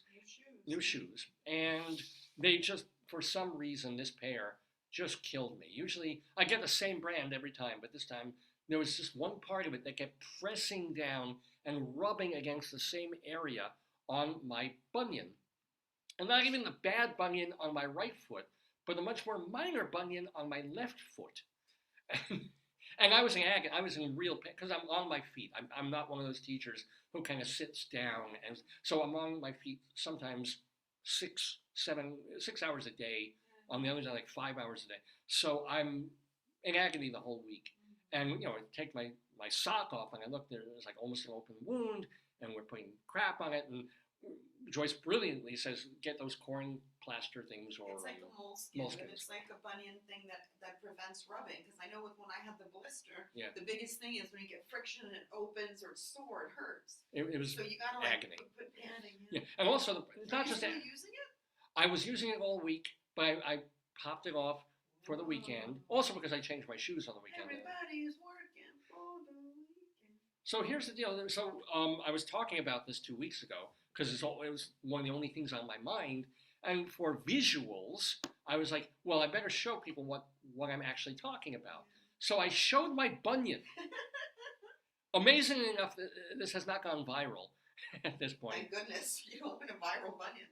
So we're checking out how my bunion has healed in the place where it kept and get rubbing. your bunion scale, your pain scale. Right, that's right. This is very important. You developed a scale for you. And how you feel about your bunion. Yeah. So I was going to, I have not had the time or the wherewithal to do theme music for this. But this is Bunion Watch, in which we talk about Dave's bunions. Get the old socks off. Ladies and gentlemen, first of all, let's do my right foot, which is the control bunion. This is the bunion that has not had a problem, even though it's the bigger bunion. This foot did not have the problem. He's living his best bunion life. So here's my right Show foot how we bunion. rate him on the scale. What's So his on this scale of bunion Which hood, one is he? he's definitely in the happy range. He's like, he Aw. looks a little red. He always Yeah. looks a little bit red and That's his whatever. color. Yeah. He gets some sun. And because I'm not one of those people, thank God, who are normally bothered by they actually cause foot Yes, pain and the pain. hammer toe. Yes. And a hammer toe I've gotten a little bit, but not pain from it, which is why people have bunions, which is brutal. But you can see it's definitely a bunion. This is my right foot. You also see how hairy my legs are. So there's my bunion. I'm gonna lower this a little bit more. Yeah, don't hurt yourself, hammer. And now, Get it? here's my left foot Get it? bunion. Don't hurt yourself, hammer toe. Oh, thank you. So look, see, not visually No, it looks the great. size of the bunion, and now That's a cute foot. da da da da da. Remember the Well, let me see him. the wound? Whoa, he's healed up. It's gone. It's a miracle. How does he feel today? It took 3 weeks. So show us. Don't scratch yourself, David. We can see that. Hold on. Look at that. Look at that. Look Give at his that. He's rating. feeling. How's he feeling? Well, I haven't put him really in a shoe Oh. or my new shoe without Mhm. the moleskin. Yeah. So he's between Mm. this and this, but he's not between this and this. Yes. Yeah. So look, and I can't really show like from my visual. So here are my two. Foot fetishists take note. Here At we least go. you could clean the sock out from your toes before you show your Oh, it's a feet. lynch? Well, Yes. I'd pull them right off. There. You This should, is you realism, should have done folks. some foot prep, David. You should have done some foot prep. No. As Stephen Ditmyer would say, there's too much thinking involved. Just pull them off and go. Oh, okay. Yeah, there we go. So here, and let's end every bunion watch Mhm. with a kiss. Oh. That's lovely. Let's have another one. Let's make it really sexy. I have a callus now. I can feel it. And it doesn't. Yeah, honey. It feels honey, like callous honey, skin. honey, you're just focused. No, so you can see because it doesn't feel like Let me it feel feels a little weird Let me now. feel Yeah. it, let me feel it.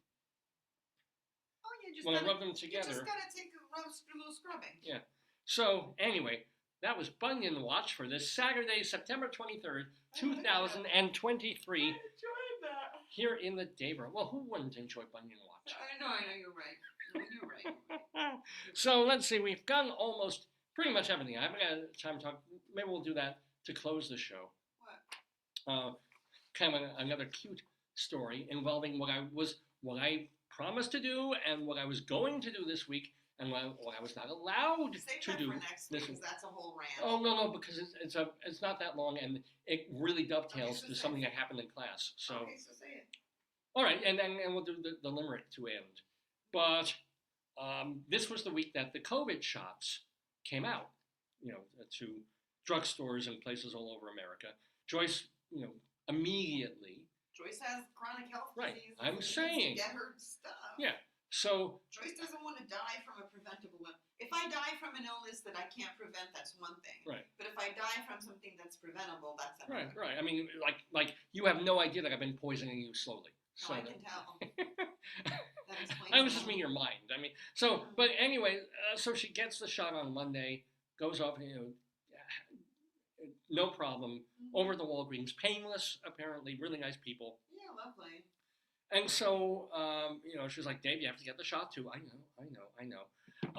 And so I sign up. I go, and I have it for. I don't want it to start the week. I want to get through teaching and then have the weekend to recuperate. Just in case. First of all, my arm is going to be sore no matter what. And if I have any usually I get like one night where I need to sleep more, and I get flushed and a little bit of not a real fever, but I get a little bit of a temperature. I don't want to deal.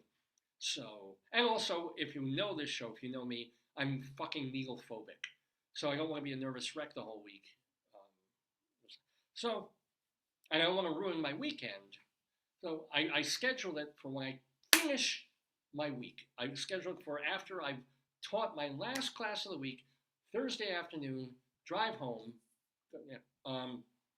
and go to Walgreens, get the shot. So it would literally be like not the worst.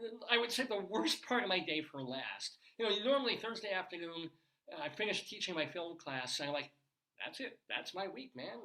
I have papers to grade. I've got a plan for next week. I have a plan for this program, but teaching, I've done my bit.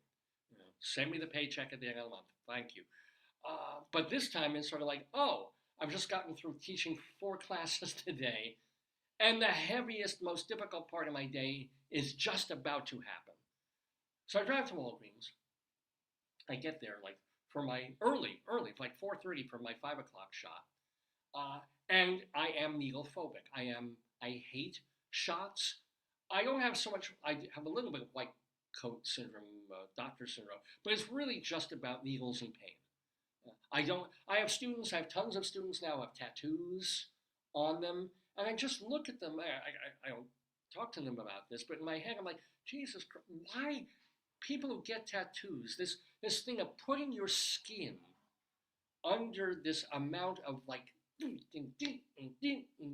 I'm like, well, the whole ideas of tattoos I find gross anyway. Even if they're ink, I don't want ink on me like henna.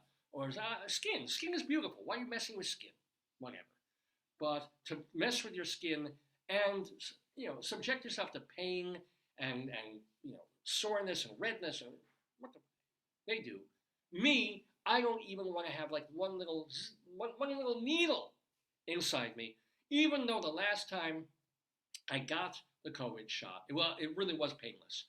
I was absolutely shocked. The guy, it was a little like pinch. I feel the pinch of his fingers on my flesh, and not even the shot. I think that spoiled me a little bit because now I'm hoping every time I get a shot, it'll feel like that.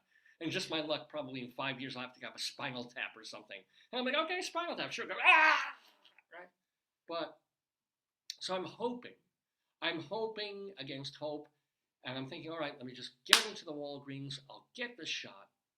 I'll grit my teeth, and the Walgreens people, I don't know if they see me coming or something, because one time we were there for the shot, and it took a long time. Like, we were scheduled, and they were backlogged, and there were other people there, and waiting and waiting. And the more you wait, the more time I have to think about it, and to worry about it, and to get nervous about needles and shots and pain. So I start getting really worked up, almost to the point of hyperventilating. I'm pacing back and forth in the aisles of the store like a lunatic, because I just want to get in. I'm here.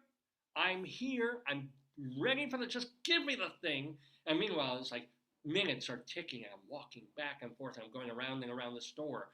And Joyce is just waiting patiently, And I'm like, hon, just tell me when they're ready. Just tell me when they're ready. And at a certain point, I was like, if it's not 5 more minutes, I'm getting out of here because I'm going to lose my mind. When was that? No, remember that was one time we got the shot and it just took forever, and I was losing my nut. Not like my usual losing my nut. That's every time. Yeah. That's your usual. So this time I go up to the counter. I got my card, my Vax card ready. You're ready. My ID's ready. I was like, okay, let's just hi. I'm here. I'm here for the COVID shot. And there are people, by the way, who are going there. They're getting like 4 shots at a time because they can do the flu, the RSV COVID. and COVID. Yeah. I'm like, no. And probably shingles, herpes. Shingles, herpes, whatever. I don't know, gonorrhea. What? I'm like, no. Gonorrhea watch. Dun, dun, dun, dun. And the guy looks at me like I'm crazy. And I said, why are you here? I'm like, why am I here? I have a 5 o'clock appointment for the shot, the COVID shot. And they said, oh, you didn't get the call. I said, no, I didn't get the call. Apparently, they had called everyone that morning that their drugstore, or it, had no vaccine. They didn't get the shipment in, or they ran out of them. They were used up, whatever. Pfizer didn't ship enough of these things. And no, we couldn't do it. So I was like, happy hands. I mean, with the thing in the back of my mind that I'll probably, at some point, I will have to get the fucking thing. It's not over till it's a quote Lenny Kravitz. It ain't over till it's over. But here I was worried, sort of trying to push it out of my mind the whole day. And it's always, of course, in the back of my gonna get a shot today. Gotta get a shot today. So I get there and I'm like, just get this fucking thing over. And I was also almost semi-planning the song that I would sing while I was getting the vaccine. Because the last couple of times, the only thing that came to mind was Monty Python's Lumberjack song. And you know this because you were outside the door when he was giving me a shot, and you must have heard. I'm a lumberjack and I'm okay. I see ball night, and I like, which is one hopes the guy giving the shot is not LGBTQ because it's a song about I cut down trees, I wear high heels, suspenders, and a bra. I wish I'd been a girly.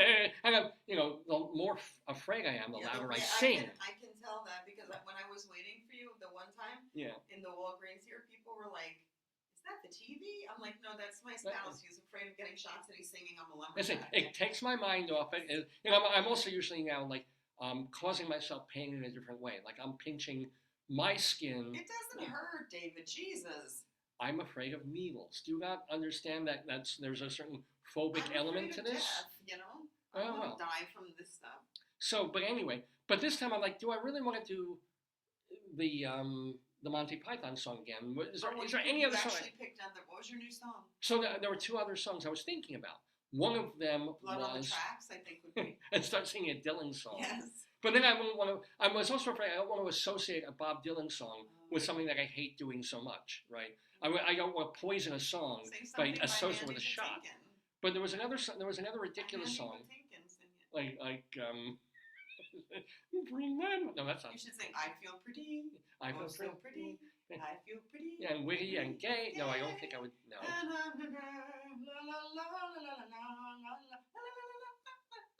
I don't know. I'm forgetting one of the other ones. It was also going to be something really novelty-ish and ridiculous. Tropical hot dog night. Two flamingos now because I'd be bobbing and weaving too much and moving too much. Was it a Baby Gramps song? Wasn't Baby Gramps. And then the third one was because either I'll do the Monty Python or there was another novelty song, and then I go, how do I even explain this? Yeah. But there's a song in the Broadway musical Oklahoma, Yeah. and I don't really know all the lyrics to it, but the song is "The farmer and the plowman should be friends." Oh yeah, the farmer and the onion and the bunion Right. should be friends. I changed the words for no, and it makes no sense. I changed the onion and the bunion should I be think friends. you should sing that. Start practicing that when you get your shot. Oh, the onion and the bunion should be friends. Oh, the onion and the bunion should be friends. You can't even lift your foot up. Right.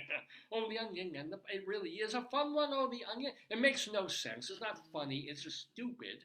But it came into my head, and I sing it to myself sometimes or out loud. So I go, how about I go into the room, I wait for the guy, I lift up my sleeve, roll up a thing, dangle the arm over the chair, and be like, oh, the onion and the bunion should be friends. Oh, the onion. And usually halfway through the song, I change the lyrics to, is it over? Is it over? Is it over? Tell me it's over. Is it over now?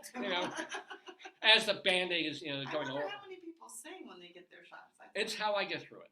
Yeah, It's either that or pass out or scream, Those are the two options. it's an incredibly overstimulated reaction to what is actually happening to me. It's not a fucking spinal tap. It's not. But you were probably poked and prodded so much Oh, I as a was little one. terribly. Yeah. And also, I don't like pain. You must know that I don't like pain.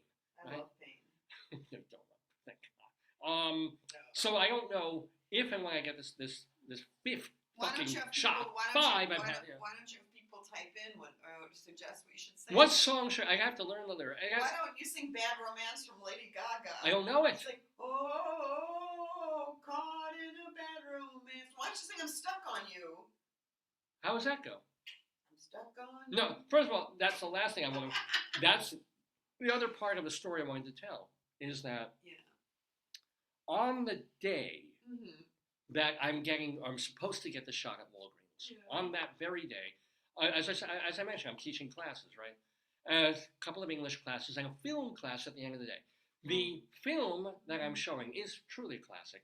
It's Roberto Rossellini's, not even post-war, it was literally some of them shot towards the very end of the war, and then post-war film, the beginning of Italian neorealism, really. Rome, Open City. Oh wow. It's really, hell, it's got some problems with, but it's quite amazing.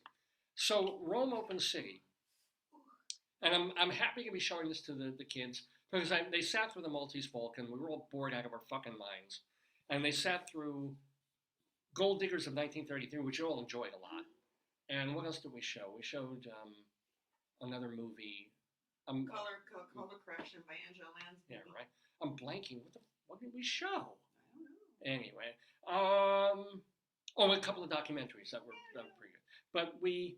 But this time Rome Open City, because we're amazing. It's a film class. We did the silent era in 1 week, You're not bitter about it at all. And you're not bitter. and suddenly, when in the 1950s, so we have to make room for radio and TV too. You know, it's all about media and everything. Fine. You're on radio and TV all the time, ding dong. I know, but it's a film history class. There's too much. It's too much loaded into I know. 16 weeks, So 15 related weeks. to how it fits to your story. I don't get it. So the film is Rome Open City, which has to do with Post-war. Italy. Well, no, the film is set during the latter 2 years of the war, when part of Italy was still collaborating with fascists, and the Nazis were still occupying, and part of Italy was being partisans and fighting against the Nazis secretly and quiet. So there's a priest, marvelous performance, a priest who is shuttling documents and helping the resistance quietly. He gets away with a lot of stuff because he's a priest. Man of the collar. Yeah. But he's also helping a communist, and he's helping these people who are trying to funnel things to the resistance. But ultimately, they are betrayed by a couple of characters in the film, one of whom runs a nightclub, one of them and filters information to this sadistic Nazi commandant. And there's going to be all this stuff when we get to talk about it next week, because the one thing that really is kind of ooky in the film is that the Nazi is obviously effeminate and sort of gay, and the evil woman in the film is straight up dyke. Wow. And she's keeping this other woman captive by doping her, keeping her hooked on drugs. Wow. This woman that the Nazi woman loves. Wow. So it's fine until suddenly this weird melodramatic thing of how awful Nazis are and their faggots. It's like, where's that coming from? But anyway, so Rome Open City is this film, and in the last half hour of the film, which is really, really gripping, they're betraying. They're caught. So the priest is in one room, and the guy's in the other room being tortured. Does he take the cyanide? No, Yeah, it doesn't have that option. And I always wonder, while I'm watching the film, it's like, you guys are going to die anyway. Why not just punch the fucking Nazi out when he's interviewing you, when he's grilling you, when he's asking you a question? I guess a priest wouldn't. No, but also you know that if you make somebody who's a tyrant angry, don't poke the bear. They're going to be more vicious. Well, it doesn't matter. They're going to die. We know that. So why not take them out or try and take them out? Well, you take an eye. If you think there's hope, if you going to get out of there alive, that's true. you don't. But if you know you're going to die anyway, just grab a pen. Yeah. But okay, they don't anyway. But so meanwhile, the priest is in one room, and with the closed door, there's this other room where they're torturing his, I won't say friend, his acquaintance. And so at one point, you hear the screams, and they're opening the door. And first, they hold up a hypodermic needle. Oh no! And you're just like, and my eye, literally, I'm closing my eyes for the shot. They've got an acetylene torch, and you see them burn his skin with like the fire of it, and and you see the implements of torture covered with blood. It's black and white, but and they make the priest watch and say, so this is what. What's going to happen to you? Yeah, no, it's not even what's going to happen to you. How can you allow this? How can your God allow? Which is the same God, but how can this? So this is your idea of the right thing to do, is to let someone be tortured to death, which they do. Sorry to spoil the film for you, but I'm watching this and I realize, okay, so I have to watch now this scene of a man strapped to a chair. This before you thought you were going to get the shot? Yes. This is literally an hour and a half before I'm going to walk into Walgreens and get an injection. Well, they don't have a table of implements, and they're not going to torture. No, but literally, the guy in the film, the torturer, is like holding up a hypodermic needle, jabbing it in the arm. I mean, I didn't see the moment, but I'm sure they showed it. I closed my eyes for that because I'm needle fucking phobic. And this guy's sitting in the chair, like, blood running down his whatever, like beaten up to shit. You'd have it better. Yeah. But I'm like, this is not what I want to be watching No, I know. on the day that I need It's to like get a shot. The one time my friend and I, we were watching a film. It was a film festival. And we went Yeah. to this restaurant we never went to before. Yeah. And it both turned our stomach. I think the food Oh, wasn't bad, but it was ill prepared, right? And so the first film they show is a handheld video. And I said to my friend, I have to leave or I'm going to be sick. Yeah. Like when you're queasy, like sometimes you can't. Yeah. We've gotten a lot more used to the handheld and the jittery and stuff. But I remember when Woody Allen's Deconstructing Harry came It's out, very hard to see it. and a lot of it was handheld, and a lot of the reviewers and the people complaining were just, I can't watch it. It's just too. It didn't bother me. But now half the things are handheld. Everything people are used to it. Lefkowitz, give us But your- anyway, so that's You're supposed my. to tell us about the Colorado Limerick for deer. Yes, and then we'll go while the weather's I think manageable. we should shop for food tomorrow morning. What are we gonna eat today? We'll go get bagels. We have some. And what are we gonna have for dinner? I have salad stuff. I have lettuce. Oh, you can cut. All I right, have good. lettuce and I have tomatoes. What do you have? Oh, you put it in the other In the tiny fridge. in our little baby fridge. Yeah. Hold me closer, tiny fridge. So anyway, Joyce is right. And Let's. if we go get the bagel, you could stop at Lidl and get. I will. some. I mean, I'll just run in because certain things I'd rather buy a little than Wegmans. So yes, great. All right. We have a limerick. I can get my apples are bad. I can get new apples. If they have pink ladies or what. Anyway, Colorado Limerick of the Dam. This is because Joyce and I lived in northern Colorado for about 13 years. And we both taught there and everything. And while I was there, even though I loved Colorado, I decided to write a poem about all these different places in Colorado. And the poems were not exactly love letters to the towns. They were filthy, disgusting, tasteless, crude, cruel, sometimes downright sick limericks, rhyming as many names of places as I possibly could. I've got about 260 something of them now, so far. Still counting, still trying to write new ones, and of course it's getting harder and harder. Because the easy one, Vale, I did Vale. Greeley is easy because they're really and freely and You did it. yeah. Some of them lend themselves. Some of them not so much. Breckenridge, I figured out one for Breckenridge. I don't know how I did it. I don't know either. But this time it's Deer Trail. Not too bad. Deer Trail, Colorado. So I've written a limerick about it, and I'm going to share it with you right now. You're the poetry man. A limerick is a comic verse of 5 lines, in which lines 1, 2, and 5 would end with words that rhyme. And likewise, verses 3 and 4 also end with words that rhyme. So this is a limerick. Rocky Mountain, Colorado indeed, our Colorado limerick of the dam for Deer Trail. Now you have information, right, about Deer Trail? Oh, I thought you were going to read it's the rodeo and that the population's decreasing. Those are the only two. I didn't know that. So this is a town in north central Colorado. It's around, it's along I-70, the interstate, and it's only about 50 miles east of Denver. The whole town is about 1.5 miles square. Founded for the railroads in 1870, and soon that was a real hub for shipping grain and livestock and eggs. By the 1920s, it grew into a real town. They have 5 grocery stores and 3 hotels. That's almost like a city. That's a major thing.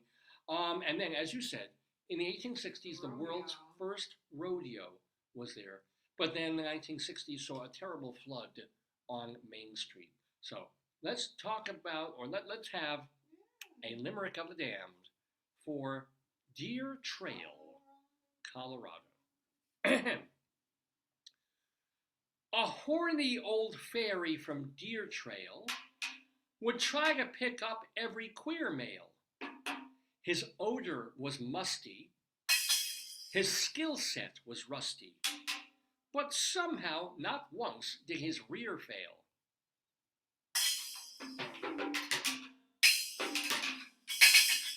You can send your comments and complaints to davesgoneby at AOL.com. Davesgoneby at AOL.com. I try and read everything, even if I don't get a chance to respond. You can also contact me on Facebook or post under our Facebook page. Remember that there are different ways to watch the archives of Dave's Gone By, either right on the Facebook page for the past couple of years, or if you want to go back even further, they're all at davesgoneby.com. We also have a channel on archive.org, and the audio archives are at castbox.fm. Cast, B-O-X, castbox.fm. And we have a YouTube channel too. So there's a lot of different ways to watch the same wonderful content. All the interviews, the comedy bits, the bunion watch. If you wonder how my bunions are today compared to 3 weeks ago, go check out the show. Just right there on these archive pages. And please also give a look to davelefkowitz.org. Over the summer, I have no time to deal with this. Oh, thank you. davelefkowitz.org is a place where you can read my writing. So interviews I've done with a lot of celebrities, song lyrics I've written, what else? Funny essays that I've written over the years, and just tons and tons of one-act plays and full-length plays and screenplays. All of that, the writing of yours truly. It's not the place for the radio show. That's davesgoneby.com. But davelefkowitz.org. We'll take you all the stuff I've written. And once I get some breathing time again this summer, I hope to add more old stuff to it. Because, what am I doing this for? Why do I write? Why does anybody? So that someone Immortality? out there. Yeah. It's my shot at immortality. I write because I can't not do it. Oh, yeah. Why don't you? Is it there? No. Do you want to show? No. Can I mention it? No, it's not my show. It's your show. Yeah, no, but you're a friend of the Daverhood. This is something. I'm a friend of. I better be a friend of the Daverhood, homie. Joyce's book is it officially published yet, or at least it's pre? out in paper and out in print. Joyce's It's supposed to book. be out October 2nd, but today is. Oh, so it's early. They So it's can not. order it, yeah. So you can pre-order. Yeah, they can pre-order since I couldn't been. So I what, took a picture and I'm going to post it on Twitter and just say she's here. and it's about Neighborhood Place. It's called what? It's what is the title of it? What is the I title? read the book like 3 times. What's the title? I don't remember. I honestly don't remember. I know it's from Routledge Press. Okay, so then I'm not going to say it if you don't. Well, know. you have the book right on this David, table. I don't have that many books that you can't remember the titles. What are the The titles? of all- academic so titles. what are the titles of all the books? What's Oh, the no. first book? I don't even. I got one. I just went through like fine tooth comb. I know it was about. It's about old people. And it wasn't the oldest old. It was something about. I can picture the cover because it was a cover that we selected from. The new senior center. Right, the new senior center. Was that what it was called? Yes. It was about senior centers. And Okay. the second book. Well, there was one you co-wrote Mhm. with a person that What's was. that called? You had an article in it and chapter it's editing called? a chapter in it. What's it called? I don't remember. Race in the Life Course. Race and Life. What's I'm the third blanking. book? I've also been on the air for 3 hours. What's the third book? The third book. That was a text. That was about methods. I don't know. Yes. What's it called? Statistical methods for me and you. No, it's research design, and aging and social gerontology. Yeah, oh, qualitative, quantitative, mixed methods. Oh, gee, how And can I the forget that title? So Yeah. you don't know the fourth. That's sad. The fourth You is. know how your bunion's doing, and you don't know the name of the book. Do you know the name of my book? Yes, What Marriage, was- Babies, and the End of the World. Yeah, okay. But that's it's a memorable title. But it's not related to, Well, no, but I remember what your books were about. I just So don't what's remember. the name of the fourth book? It has to do with something about Neighborhood Place. Am I right? No, No? not Well- neighborhood. Oh, it wasn't Neighborhood Place? Older Adults Place, something, placemats. You're getting closer with placemats. Really? Place Matters. Why Place Matters? Yeah. And what's after the colon? Place and place attachment in older adults. Place and place attachment in older adults. I try and do you a nice solid. I try and sell some But you don't even know the books. name of it. You know the name of some obscure show off Broadway. Because I have it on here. So you should have put And it also, on I was there. going off Broadway 20 years ago when I had You should have put it on there. brain function. It occurred to me now. No I should have. bagel for you today. No bagel I'm brain. ordering the No bagel bagel. for No, you. no. Today, that's my punishment. I have to eat vegetarian today. I have to have a vegan slice of cheese. Come on, David. I'm trying to finish do the your show. limerick. Oh, you did your limerick. I remember it. Yeah, yeah. Which means that, first of all, we have a guest next week set already. Who is Her it? name is Jane Gennaro. What does she a do? cabaret Tell me, I performer. forget. Jane Cabaret? Gennaro. Yeah. Oh, tell Fred. Gennaro. Jane Gennaro. And she's coming next week. So, we are going to be doing a Dave's Gone By next Saturday. Usual time, 9 to noon or thereabouts. So park it right here on your Facebook page. Or if you miss it, obviously you can watch later on Facebook or davesgoneby.com. So yay, we will be back with the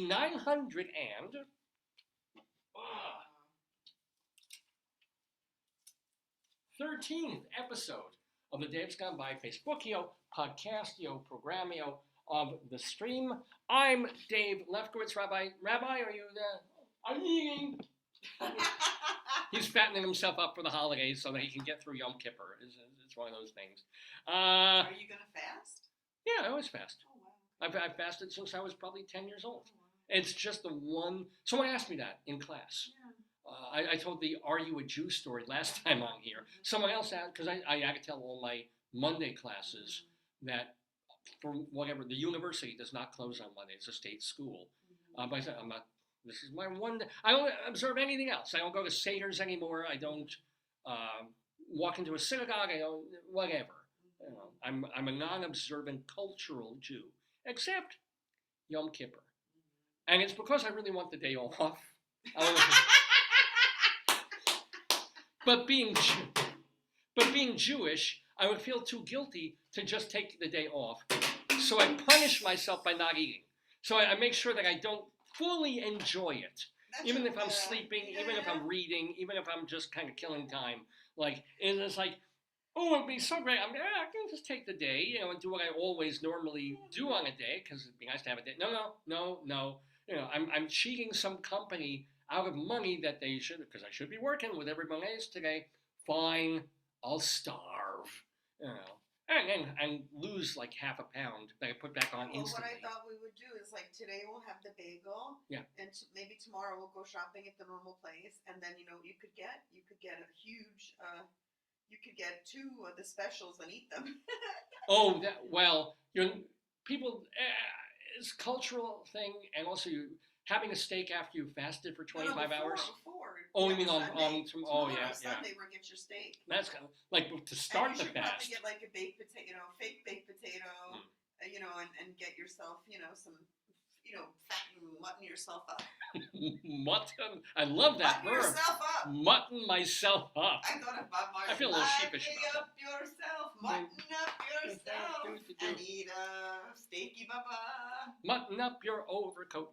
So yeah. So the next time you see me, I may be a quarter pound lighter or the exact goddamn same. But either way, I hope to see you next Saturday right here for the 913th episode of Dave's Gone By. Until then, have an easy fast, those of you who are fasting. Have an easy slow, those of you who are slowing. And gone by. Days gone by. Days gone by. Days gone by. Days gone by.